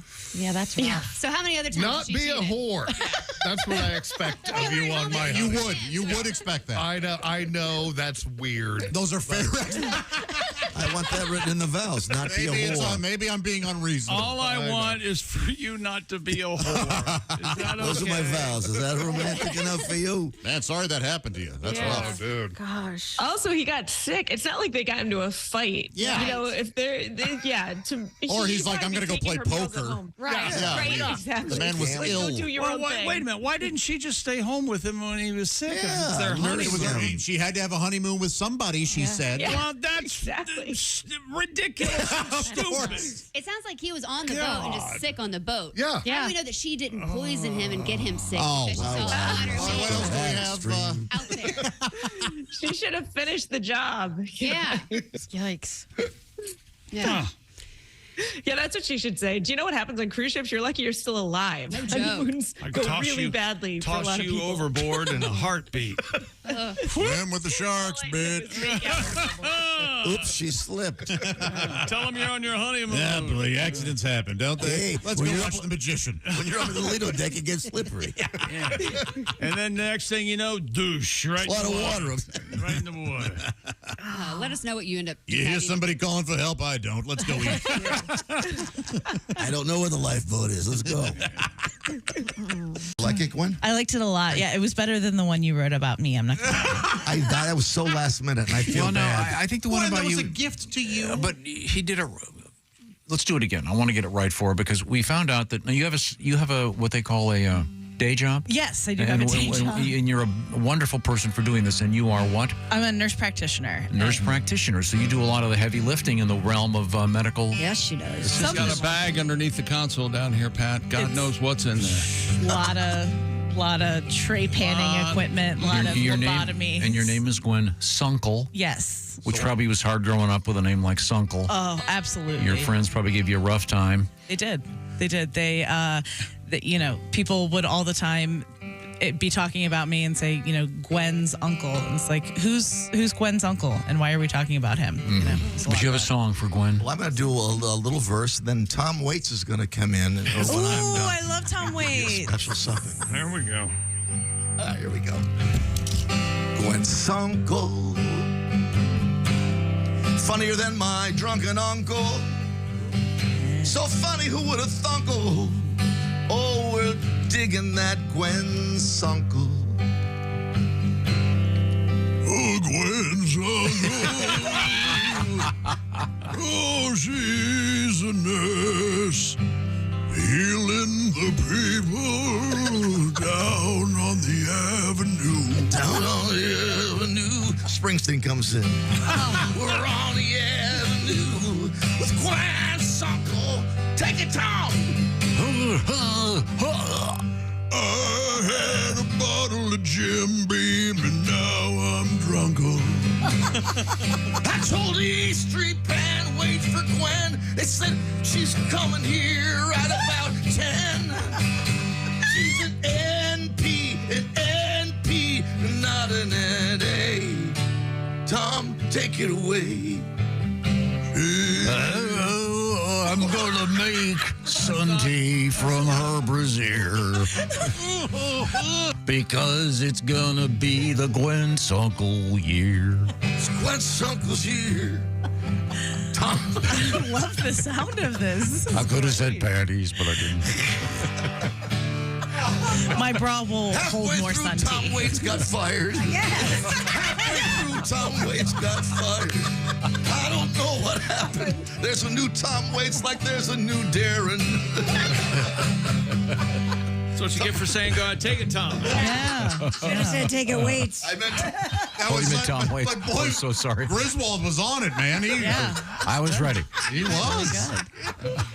Get behind her, twist her arm, say Sunkel. Take it, Tom. And man, he did. Welcome back to the Bob and Tom Show, live from the O'Reilly Auto Parts Studios. Jess Hooker is at the Silac Insurance Company news desk. Hi, Joshy. There's Ace Cosby across the way. Hey, Jess. I'm Josh Arnold, and Tom, we're joined by one of our favorite people. He is comedian Greg Morton, who comes to us from Canada. How's it going, eh? Yeah, nice to see you. Thank you. A quick health update, if you will, before we get to Al Jackson. Health update, Kiss. He's described here as Kiss Rocker. Gene Simmons is okay. Gene is a self-described terrible driver. Apparently, he ran into a parked car yesterday. We fainted. Well, he claims he wouldn't get out of the way. Yeah, he claims he fainted, but he's okay. And then similarly, Dolly Parton, whose sister asked for prayers for Dolly yesterday and scared everybody. Dolly made a short video saying she's okay. She did have some health issues. She's dealing with them, but she needed to be near Vanderbilt University for her treatment, so I guess she postponed her residency in Vegas. Yep. I watched the video. She says she's fine. She looks fine. And she thanked everybody, of course. And she's one of the greatest Americans of all time, and I'm not joking. Yes. She was in here. She is the nicest person and so genuine and such a great person. So may Dolly live forever. Now, speaking of people who'd like to live forever, there's Al Jackson. Hey, Al.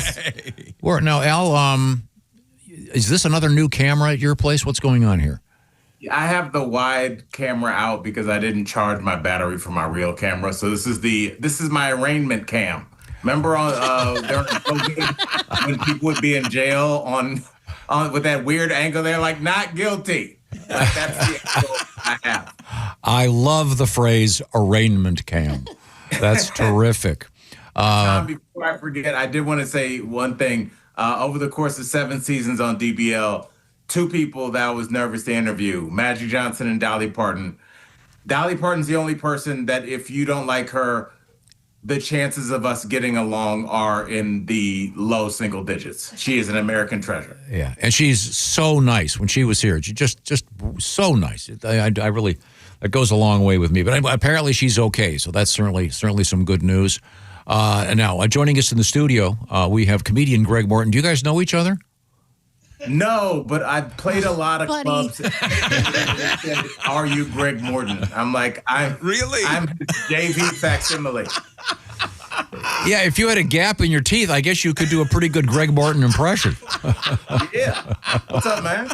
I'm all right. No, I did not ask if. I want to defend myself.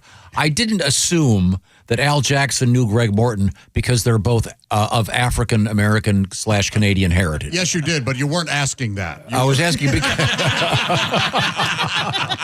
you were asking because they're comedians. Yes, it's a small world, and chance of you guys having the same father is greater. So yeah. Now, are you an only child, Greg? Are you, almost. Oh. no, I'm kidding. I was like, wow, how did that accident in the kitchen. No, I have a sibling, a sister. A sister, okay. Yeah. How about you, Al? I have 2 sisters, so yeah. Oh. And I told you I found my one sister later in life. Have we ever had that conversation? That's a longer conversation. Oh, wow. Yeah, you had mentioned that, though. Yeah, my mom found her daughter. So yeah it's things were crazy in the 50s. It's a fun show, but my mom used 23andMe and found her daughter, who is her exact facsimile. My mom got a master's in social work. Her daughter got one, even though they had never met. They looked the same. They laughed the same. It's insane. So I have 2 sisters now. Yeah, it's a beautiful thing. All right. That's a nice story.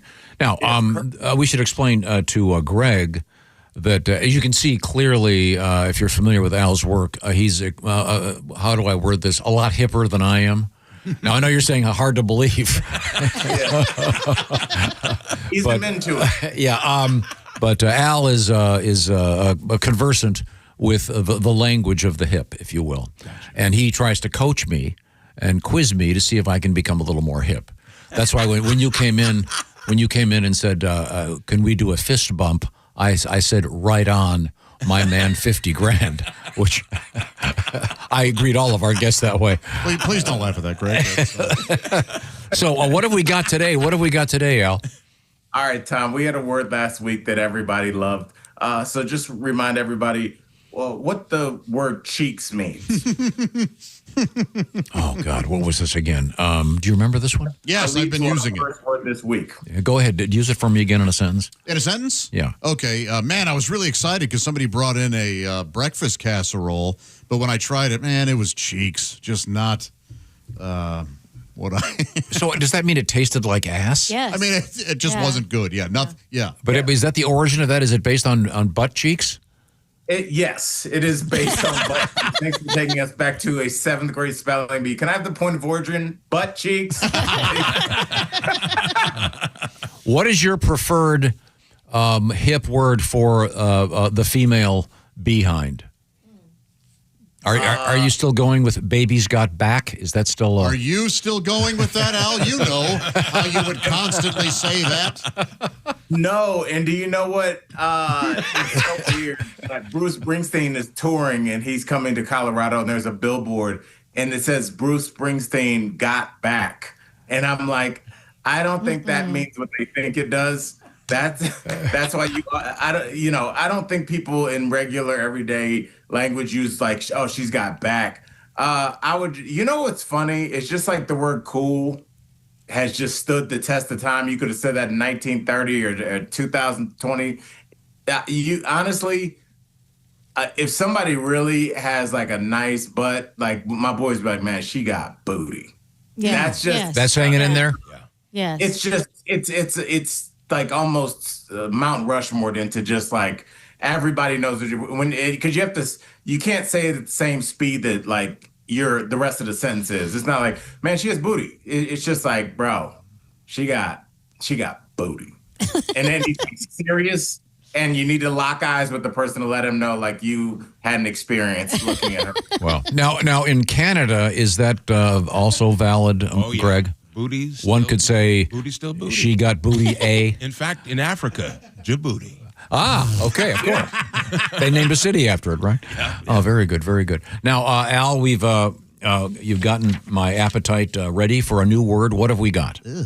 All right, Tom, this is going to be an easy one. Just kind of ease us in here. Tom, what do you think buns means? B-U-N-S. Okay, it's obviously not something. Is it based on anything involving hot dogs? The origin of? No. Is it the synonym for butts? Not really. No. Would it be applied to a man or a woman or a thing? It could. Yeah, it could be applied to anything. I am really stumped here. I don't know. Does it? Could you use it in a sentence? What do you think, Jess? Could it mean like something soft or someone soft, like doesn't have any backbone or grit? He's buns. That's good. I actually really like that. It's really. I mean, it's just unimpressive. It's really just another way to say cheeks, but just like kind of. Like cheeks, I think is worse than buns. It's just kind of like, Jess got us tickets to the game, and I appreciate it, but they were like in the rafters, like behind the championship banners. They were buns, man. So is it origin? There's no meat. Oh, maybe. Yeah, it's like a hamburger with no meat, just buns. Wow. Yeah. Now buns is one of those words that used to describe rear ends, and then that just went away. Mm-hmm. But booty stands the test of time. Okay, so that's number one.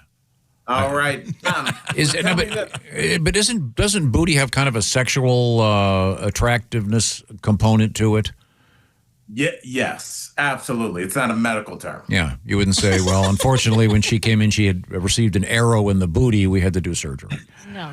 What if your doctor what if your booty was so big that your doctor had to address it like the best? I'm trying to think of the best medical way to just be like, look, I'm trying to be professional here. We both know that you have like a huge booty. Like if it was like affecting somebody's, because I mean, a woman's breast could affect her back. I mean, like having a large body part can affect your gait. And she's like asking questions about like why her hips hurt, and you're like, ma'am, it's because you have ass for days. And ass for days. And we're gonna have to. Doesn't that also sound like an over-the-counter drug? Oh, you need aspartase. Hemorrhoids? Aspartase. I know that I believe the so-called butt crack is medically referred to as the gluteal cleft. Is that correct? Is that what that is? Something like that? Yeah, that's right. What you tell us. Yeah, I think so. But I'm not sure what the medical term would be, gluteus maximus or... Well, that's the actual muscle, sure. And the minimus is the smaller muscle. Okay. Yeah, the cleft has got to be it. It's not the great divide. In the case of the woman with the large booty. Well, thank you, Al. Are you on the road this week? Not this week, but I'll be at the 10,000 Laughs Festival in Minnesota in 2 weeks. And I will be in Peoria on the weekend of the 17th. So all my Peoria people come out to the Comedy Jukebox. You know how we do. All right. Well, thank you very much, Al. And they can find you where in the world of the internet? Just you can track me down easily on Al Jackson IG on Instagram and Al Jackson 24/7 on TikTok. Yes. Okay. Thank you very much, Al. See you, man. We're going to move forward here right now. I want to take a little quiz here. I'm going to actually be administering the quiz because you've been hearing us on this TV show and on this radio show. That's right. We're on TV.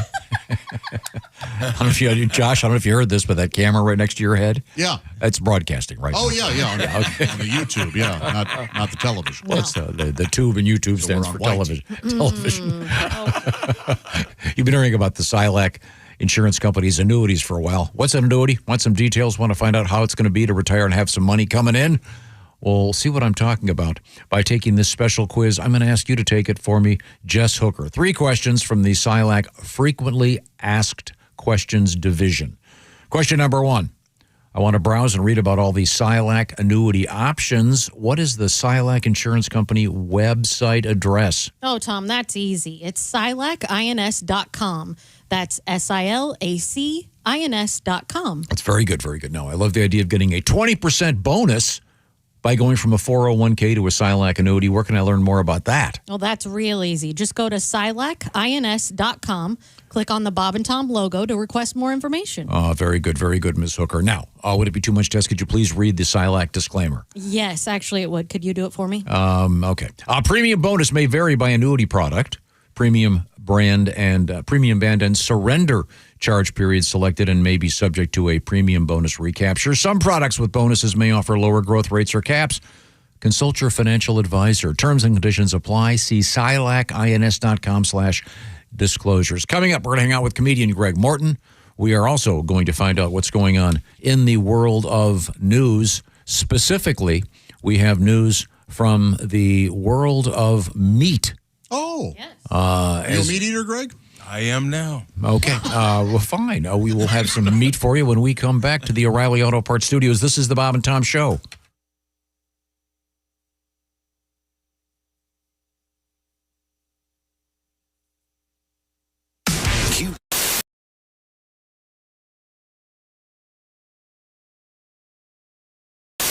How handsome he is. He's on his way to San Francisco. You thought...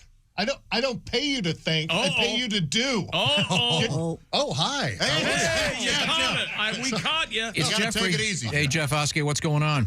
Nothing. I'm here at the Failed to Mention news desk. We're going a little early this week. I'm heading out of town, so I didn't want to keep you guys all from enjoying me. When is the San Francisco show? It's this Saturday at the Lost Church in San Francisco, California. All right. A few tickets available left. We didn't have a lot of news this week, so instead of giving you news the news we failed to mention, I'm giving you things that I failed to mention about myself. Okay. All right. Give our listeners a little insight into who Jeff Oskey is and how he came to be. You guys may already know some of these, but our listeners and fans may not, so here goes. Now, here's Jeff Oskey with what you failed to mention news. Pew, pew, pew, pew, pew. My favorite movie is Slacker. Oh, really? Yeah, what I failed to mention, it's a Madonna pap smear.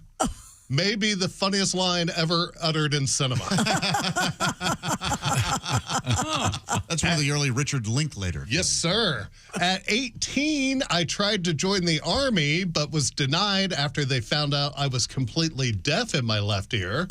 What I failed to mention, they said I couldn't join because I was hard of hearing. I told the recruiter, I'll be fine. Don't you guys yell all my orders at me anyway? They still passed. Another thing I failed to mention, I am left-handed, but I was raised right-handed. What I failed to mention, which means I write and eat with my right hand, I throw left-handed, I golf right-handed, I bowl left-handed, I bat right-handed, and I whack it both-handed. Yeah. I don't know why, but that is incredibly hot. Right? Out of necessity or? Well, I like to tag a partner in. Hey, you take a break. You come on in, right, Andy? Right. Another thing about me, for the majority of my life, I smoked a pack of cigarettes a day. What I failed to mention, I quit smoking 5 years ago, and I've never been fatter. All right. My favorite dog I ever had was Lily. She was a purebred red-nosed pit bull that I raised from a puppy until she passed 13 years later. Oh. What I failed to mention, a pit bull is a great dog to get if you want your friends to stop bringing their kids over to your house. I play chess about 2 to 3 hours a week online. What I failed to mention, online chess is fun and great for your ego. Last night, I got beaten 5 moves by 5-year-old Zumba from the Congo. So that made me feel really nice. And finally, I used to take the city bus as my main form of transportation. As a grown adult, nothing says I make bad life choices like public transportation being your only form of transportation. What I failed to mention, the worst part about riding the bus, waiting to ride the bus. You and all your correct life choices all huddled together on display at the world's largest drive-through loser zoo. Making eye contact with old people and teachers as they drive by. The teacher just shaking their head. See, I told you. Hey, take it easy there, Sister Teresa Claire. Oh. Don't ye be judged. Yes, we judge first, or whatever that BS you taught us in religion class. I'm Jeff Oskey, and that was the news that I failed to mention about me. All right. Great stuff. Must have been he must have been vulnerable doing that. You open yourself up. Hey, chick, what are you doing? Working on radio stuff. Oh, well, you missed the meeting. Oh, yeah? What'd I miss? Actually, some pretty cool stuff about Silac.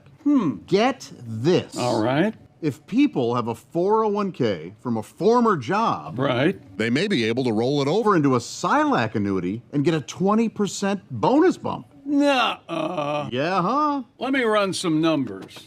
So I've got a $100,000 401k, and I switch it over. $100,000 becomes $120,000? Yes. And $200,000 becomes a $240,000 Silac annuity? That's right, but chick, you know you have a calculator on your phone, right? Oh, I prefer this one because I like big buttons and I cannot lie. Get your butt over to SilacINS.com for more info on the 20% Silac annuity bonus.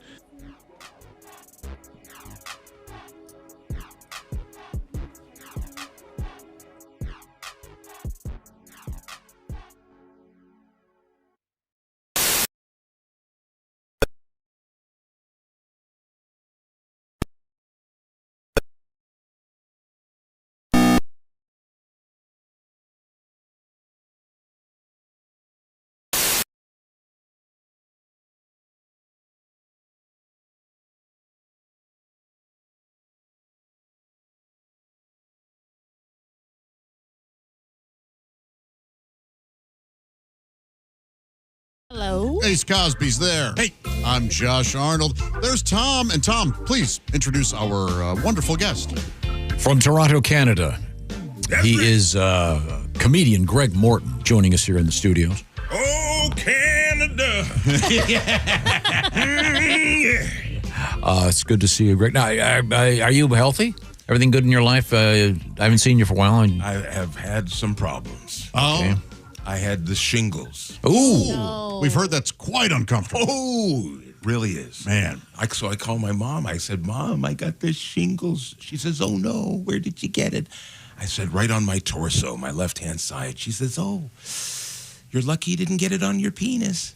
Oh, yes. Your mom said that. My mom said that. Thanks, Mom. Awkward. That word should never come out of your mother's mouth. Yeah. Or, wait a minute. Exactly. I wouldn't have worded it that way.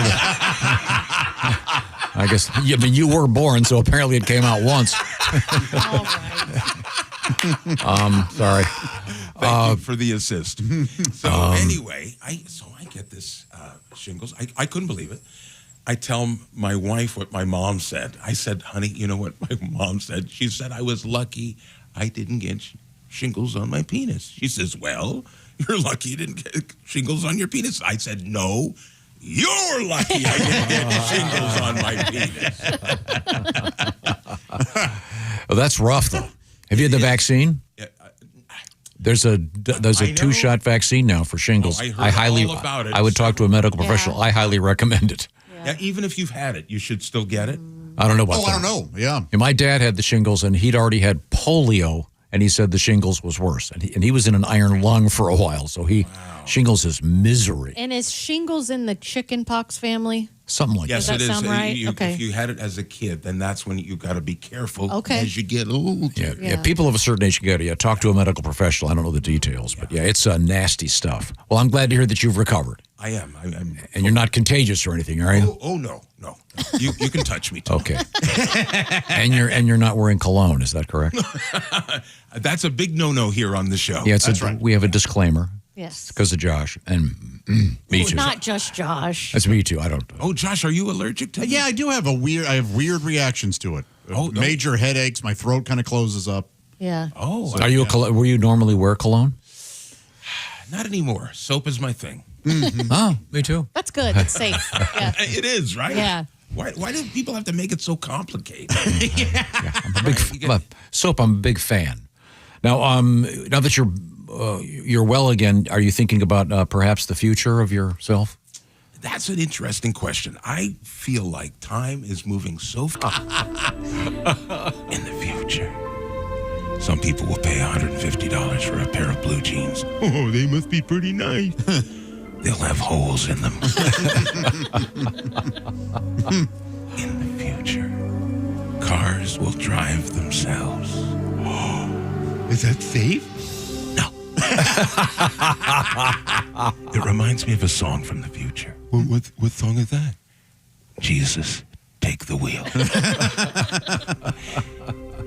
In the future, the Cleveland Browns will win the Super Bowl.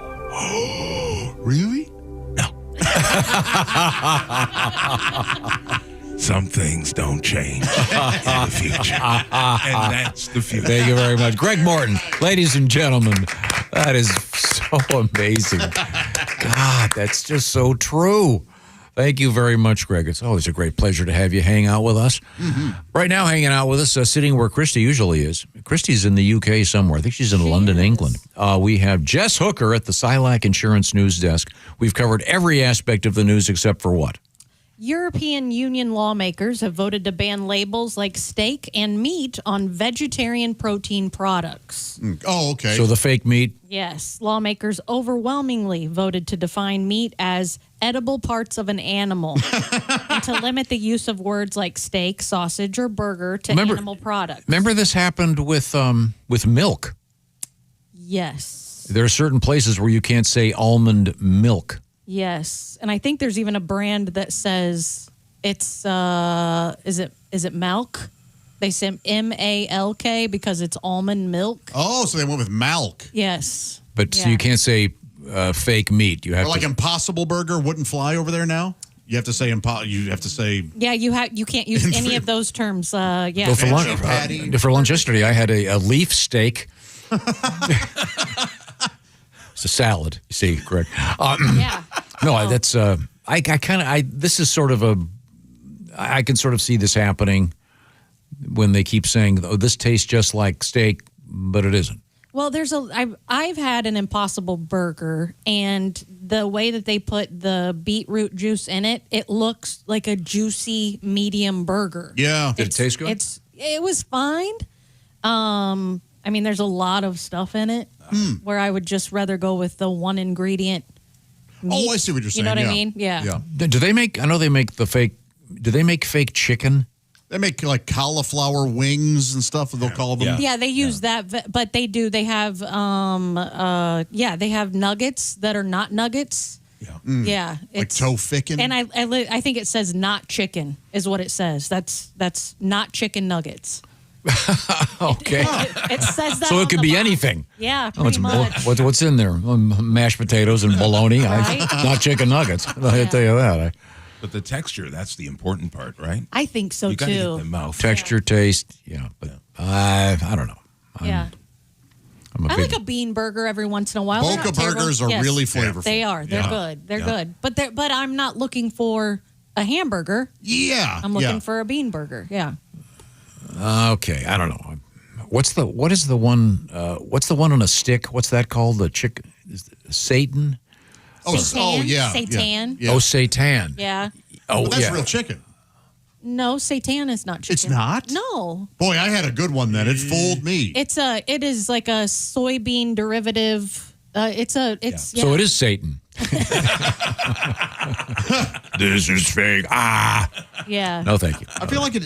Yeah. Do you feel like you've gotten chicken? Yeah, I do too. But Oh, really? Yeah. I thought seitan was literally a meat substitute. Okay. Yeah. Huh. Yeah. We must be thinking of something else. We're pronouncing it wrong. Oh, that might be a flavor, like I don't know. Okay. Now I got a new story here. I was castigated on this program. Probably rightfully so. Greg Morton. That I know that word. They were making fun of me because I used the word thermos on the air. Who was? Like the brand thermos? Yeah. Now see, apparently thermos, as you point out, thermos is a name brand. Yes. And when I was a kid, you'd have your lunchbox, and inside your lunchbox was a thermos. Right. But in today's world, that's known as a Stanley. No, those are different. What's the difference? What? A thermos is different than a Stanley. In what way? What do you mean in what way? In construction, in shape, in what you use it for? I thought you used the boat to keep hot things hot and cold things cold. Kind of, but you don't often put soup in a Stanley. You would in a thermos. I see. They have Stanleys that you can put soup in. Well, wait, Yeah, can you show me different a tops. Stanley? Because I'm out No, I don't think any of us have I'll one pull here. up a picture. Okay. It's those cups. You've seen them It's everywhere. those cups that white women carry around all the time with the big straw. Why didn't you say white women? If you go to any yoga studio, the lost and found will be 300 Stanleys.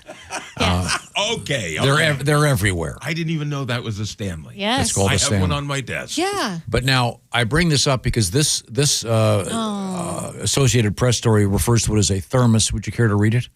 I do care, but I'm going to do it anyway. Authorities in Florida say a man was caught trying to sneak a thermos into jail by putting it up his rectum. Whoa. And it is a big thermos. Polk County Sheriff Grady Judd said they received a call about a naked man inside of a restroom at a public park. The responding deputies found the suspect with his clothes on. Now, where was his colostomy bag? The 51-year-old was escorted out of the park, but was promptly arrested when he trespassed again. At the jail, a body scanner showed a thermos in the man's abdomen. We have the X-ray. Yeah. There's the guy's mugshot. Look at the size of that thing inside his Mm-hmm. body cavity. That's the exact expression I would have on my Yes. face. Yeah, I think so too. Boy, maybe more tears. Yeah, it's past his belly button. Wow. If you need, yeah. Oh, keep reading. It gets better. The suspect was taken to a hospital where a medical professional removed the foreign object. Regarding the placement of the thermos in the suspect's rectum,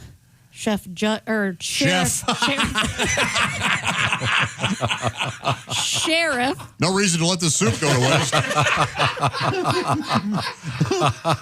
Yes, this soup has been gestating, if you will. The sheriff commented, "That's right. He put it up the exit ramp."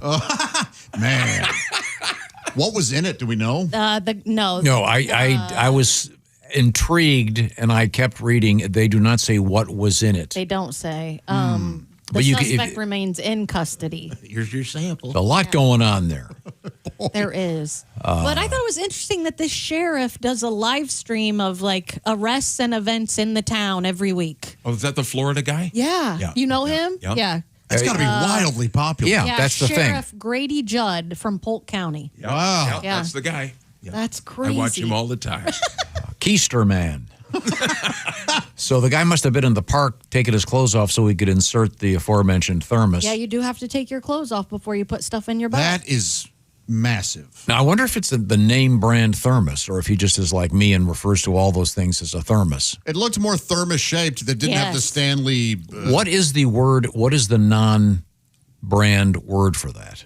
I don't know. Because you've got a Yeti, you've got a Stanley, you've got a thermos. My dad had that signature green Stanley thermos that he carried coffee to work in every single day. Yeah, I have one for fishing. Yeah. And it has the screw on top, Yes. little... And the cup? Yeah. Yeah, but what is, again, is there a name? Insulated drink container carrier thing. Now it sounds like something that the government's paying $1 million for that costs the average person $50. Okay.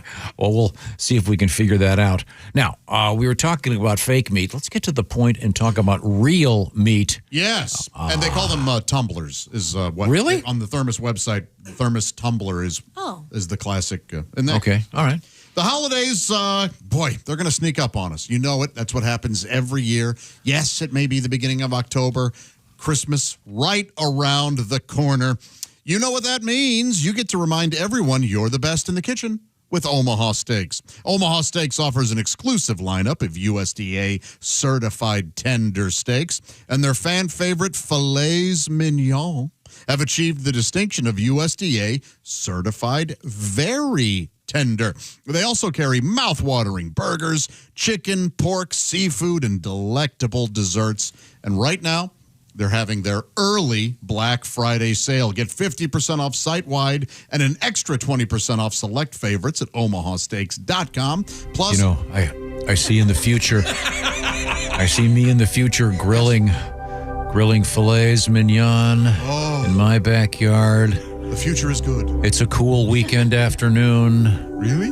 There are good things coming, and it's all from Omaha Steaks. My phone rings. It's my brother thanking me for sending him the crate of steaks. Thank you, Tom. You're a fine man. Never come visit me. Yes. Back to you. And as Tom says, you can order them by the crate or by the cooler. Plus, our listeners get an extra $35 off with promo code BTS at checkout. The early Black Friday sale is the perfect time to shop for the best deals. And guess this. No, don't guess this. I'm just going to tell you. You don't have to guess anything. Orders placed by 6 p.m. Eastern. They ship same day. I bet they ship the same day. Did I get it right? You did. You guessed it right. Okay, good. I wanted to say get that, but I messed up. Now you can save big with Omaha Steaks. Visit omahasteaks.com for 50% off site-wide and an extra 20% off select favorites. I don't know this for sure, but see if that Meat Lovers lasagna is an extra 20% off. And even if it isn't, I'd pay double what they're charging. It's delightful. It's their early Black Friday sale. An extra $35 off is yours when you use promo code BTS at checkout. Terms apply. See site for details, and that site again, omahasteaks.com. Get 50% off and use the promo code BTS at checkout. Speaking of Black Friday, yes, in Greenwood tomorrow, Greg Morton is going to be at the event center. Is that? I was hoping you'd go there. Is that okay? Saturday at Terre Haute's Zora Shrine, the great Greg Morton, who is as visually hilarious as he is orally. Does that make sense? Audibly? Just come out and look at my teeth. Okay. That's what Tom's saying. No. They're He means you have a very, very expressive. Yeah. You use them well. Oh, I got you. Your teeth, I mean. Okay. Your tongue, that's none of my business. I somehow feel I'm doing something wrong. These are the O'Reilly Auto Parts Studios. This is the Bob and Tom Show. Want to share a letter or comment? Our email is bobandtom@bobandtom.com.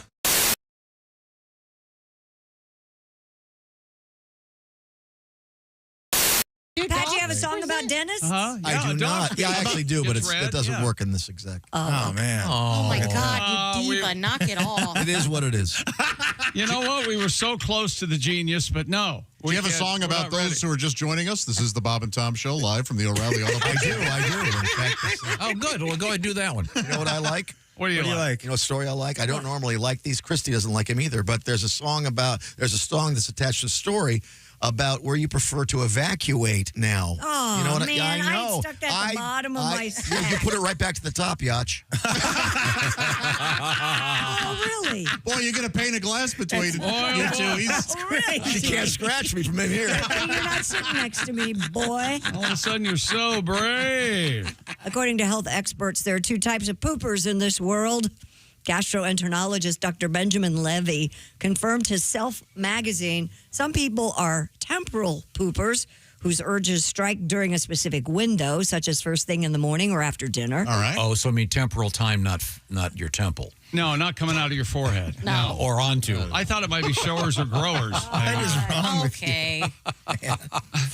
Really? Then there are locational poopers where time may not matter, but they can only relieve themselves in a specific location. Yeah, on her chest. Oh, yeah. Usually at home. No, there's a big one. There's a big one right now going around that TJ Maxx. As soon as you walk into a TJ Maxx, you got to go. Yeah, What? TJ I Maxx. know. That's funny. It is on social media. Yeah, Libraries. that's the library when there's actually a medical term for that. Well, there's also antique. We Bibliofecal. knew somebody as soon as he saw an antique, he had to go. It didn't matter Oh, I where it know. was. Yeah. Dr. Levy explained some location poopers suffer from poop anxiety or fears about cleanliness, Tell me about it. with the stress of physically preventing them from actually going anywhere else. No, I have preferences, but I can go when I have to go. Yeah, absolutely. Because you're a normal functioning adult. But I can also hold it for as long as I need to hold it too. Like Tom and vice can't, versa. apparently. Yeah. Now, I don't always have that No. luxury. No, You I really do. have never had like a legit emergency where you're like, I can't hold it? No, like in my brain, like we were on a houseboat for 4 days, and I was like, "All right, I'm not going for 4 days." And didn't. Can every girl do that? Yeah, probably. Seemingly, girls do that more than guys, I think. Yeah. Have you accidentally We know he has. crapped your pants recently? Oh. Like within the last 2 years? No. There was that one main one years ago. Yeah. Yeah. That's the one that That's all right. I did. I lived in a wooded area. I was able to get out of the car and take a hose and hose down my pants. Oh my god. But that's the one that caused you to carry aluminum foil with you always. Yeah. Right? Yeah. Well, boy, we get a song about this. How exciting. Yeah, of course you do. I was a guy who liked the home advantage, but things have changed in my life diet-wise. I told Tom off air a couple months ago what changed for me. There's a certain food that just changed the whole game for me. Oh, all right. I'm a guy who does his business at home. In and out, I like to be alone. But my doctor changed my diet. Healthier food, I'll try it. He says, eat sweet potatoes. But holy cow, I'm at the drugstore. And my ass says now, sweet potato poop at CVS. Sweet potato poop, sweet potato poop. They have a lot of fiber is my guess. Sweet potato poop, sweet potato poop. They're a root vegetable and good. They're a root vegetable and good for you. But they make me go number 2. Anywhere, anytime, what's a boy to do? Sweet potato poop at a gas station loo. I took a sweet potato poop at my church. Are you happy now? And the poop, sweet potato poop. And those grunts and gases don't sound like burps. Sweet potato poop, sweet potato poop. I'm sorry, sweet Jesus, for that smelling yeah. But there's cash in the basket and the pews are cleared. I took the sweet potato poop right now in my seat. I'll blame it on Josh's feet. Sweet potato poop, sweet potato poop. Thank you. He's a tuber pooper. I'm a sweet potato poop. Sweet. That's the song of the year. Oh, no, it's not. And the nominees are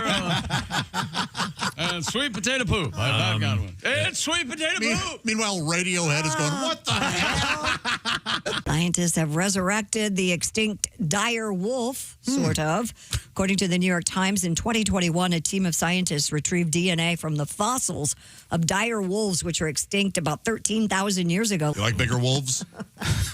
I like the biggest wolves. They're going to have some of the most giant wolves, and they're going to be probably the best wolves. And people are talking about, a lot of people saying, don't make the big wolves.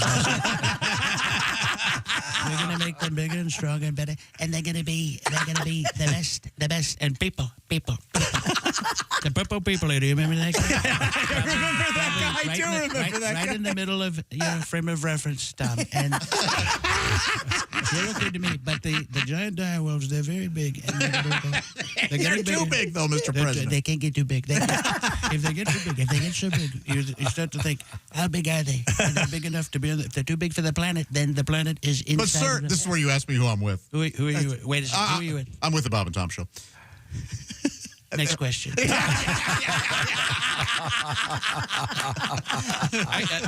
I like driving. I'm not a big fan of flying. I got upset. I don't know. You know how you hear all these bad things about Spirit Airlines? I finally had to fly Spirit Airlines because I needed a direct from LA to New York. And, there's the only flight they had left. And I go, how much is it, direct to fly in an hour? And the lady goes, $150. And I go, that's like a very reasonable price for a ticket, but where they get you on the extras. And I go, $150, I'll take it. And the guy goes, now, are you going to want to sit down? I think so. He charged me $30 to uncross my arms. At one point, I'm just dead asleep on the flight. They wake me up. They go, hey, it's your turn to fly the plane.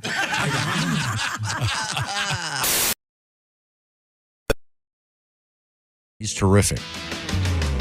Hey, it's the Bob and Tom Show, live from the O'Reilly Auto Parts Studios. Jess Hooker at the Silac Insurance Company news desk. Hello. Ace Cosby. Hello. On the ones and twos. I'm Josh Arnold. Tom, we have one of our favorite people with us today. I can't discuss that right now. I got an issue. Did you spell? Comedian Greg Morton is here. Thanks for covering that. So happy to see you. Everything all right over there, pal? My right leg won't stop bouncing up and down. I think that my decaf. Robert Klein? I think my decaf. Oh, I love Robert Klein. I think my decaf was calf. Oh, really? Okay. Yeah, I've had those mornings. I mean, look at this thing. It will not stop. Not that thing. Please, how embarrassing. Oh, I looked at the wrong From here, it's just your monitors from chest down. And so when you go, come look at this thing, it doesn't look like what you're saying. Yeah. Oh, you can't see it? That camera's okay. No, I'm serious. I'm not. I've almost got the jitters. Yeah, that's a lot of caffeine. I think that. Well, what can one do for that? Is there anything you can do? Cocaine. I'm just kidding. You won't worry about the coffee. Yeah. Do they make decaf cocaine? Can you drink a ton of water? You can drink a ton of water, but I think they say go for a walk, go do something physical. Okay. Yeah. Hey, Tom, go for a walk. Okay, will do. Now, we're joined by comedian Greg Morton, who walked all the way from Canada to get here. Wow. Now, are you okay? Thank goodness you got those steps fixed. Yeah. Thank you. Now, are you a caffeine guy, or you don't strike me as being a drug guy? I just switched to green tea. Well, that can be caffeinated. Love it. My wife, she loves coffee. Oh, that's her good. favorite coffee is a popular brand, and I can't drink that. Oh, but that's what I do. I sit in my condo and I look at my view and I drink my coffee. And so one time, the city, like Toronto, is growing so fast. This condo is built right in front of our place, and I can't see anything. Oh. So I'm lamenting the loss of my view, and this young lady moves in, and she can't afford curtains. Oh. And she likes to do yoga every morning for 45 minutes. Wow. Nice. This is the view is back. This is the new rear window. So I'm sitting there and I'm drinking my coffee and I'm watching Yoga Girl. Yeah. Now one morning I wake up, no Yoga Girl. She's gone. But there's a guy sitting in front of the window with no shirt on. I look a little closer. There's another guy in front of that guy on his knees. Oh, my. And I don't think he's helping him tie his shoes, if you know what I mean. Yeah. He's paying it forward. I see, yeah. Let's say that. He's paying it forward. Right. But he has a weird technique. Oh, really? He takes a sip of coffee, and then he pays it forward. Sip of coffee, pays it forward. Sip of coffee, pays it forward. I go to my wife. Come here. Come here. Look at this. Huh. Look at that. That's how bad coffee tastes. Okay, see. Or maybe he just likes it with cream. I never thought of that, but that's a very good point. Well, thank you very much. If, in any event, we have time to check in with Miss Hooker, once again sitting in for Christy Lee, who's in England on vacation. And Miss Hooker is sitting at the Silac Insurance News Desk. What have we missed? Casino.org is offering one lucky thrill seeker $5,000 to spend a weekend hunting ghosts in Las Vegas' oldest casino hotel. Oh, my. The casino and gambling site said it will send one sweepstakes winner to investigate El Cortez for a weekend. Oh, very haunted. Are you familiar with it? So haunted. Okay. Is this, and this is an old casino? It says the oldest casino hotel in Las Vegas. I think it's downtown. Wow. Yeah. Wow. In addition to a value prize of $5,000, Casino.org said it will equip the winner with ghost hunting gear to search the 84-year-old hotel for paranormal activity. Oh, okay. So maybe some divining rods, your Mel meter. You need an EVP recorder. Oh, yeah, of course. Yeah. A Mel meter? Oh, yes. What does that do? It measures Mel's. I'm skeptical. Mel, are you here? Hey, how are you? I saw something really scary when I was in Vegas. What? An 85-year-old woman at a slot machine smoking a cigarette with an oxygen tank. That is scary. Yeah, it is. You know what? You touched her to see if she was a ghost. This disappointed me because they didn't have the coins anymore. Yeah. Just had this card, sticking it in and then pulling it out. Not as fun. Yeah, you don't get the jingle jangle of the coins falling in as you're a big winner. I guess on some machines they're recorded. Yes. You record the right. Right. The sound effects are there. What? Yeah. Oh, so you at least get that then. Yeah. The sounds are still kind of there. like the EVs with the recorded motor sound. They need that. My neighbor's a big Tesla guy, and I was talking to him. I've got both my dogs there. The band or the car? The car. Oh, okay. And he almost ran over my feet because you can't hear him. Yeah. So well, he may have been trying to. I have no doubt. Run over more than your feet. Yeah, but the dogs were with me. I thought at least that's my protection. No sick killers. I mean, they're going to go after beautiful dogs. Jess, does the story say that you are sent in to ghost hunt alone? It doesn't say. It does say there's only one sweepstakes winner. Yeah. And applications will be accepted online until October 31st. Greg Morton, do you believe in ghosts? Oh, yeah. Oh, wow. Have you had encounters? We had one time we were playing at this theater, and the club owner and myself, we yelled out, "Hey, are there any ghosts here?" And the lights went out. Weird. Yeah. Was it closing time? Just asking. And I thought there are a lot of ghosts. I've worked a lot of haunted places because I'll be in the middle of my act and I'll just hear boo. Boy, this is the most haunted place. On that note, thank you so much from the O'Reilly Auto Parts Studios. This is the Bob and Tom Show. Got a comment to share? Text us at 888-262-8661. This is the Bob and Tom Show.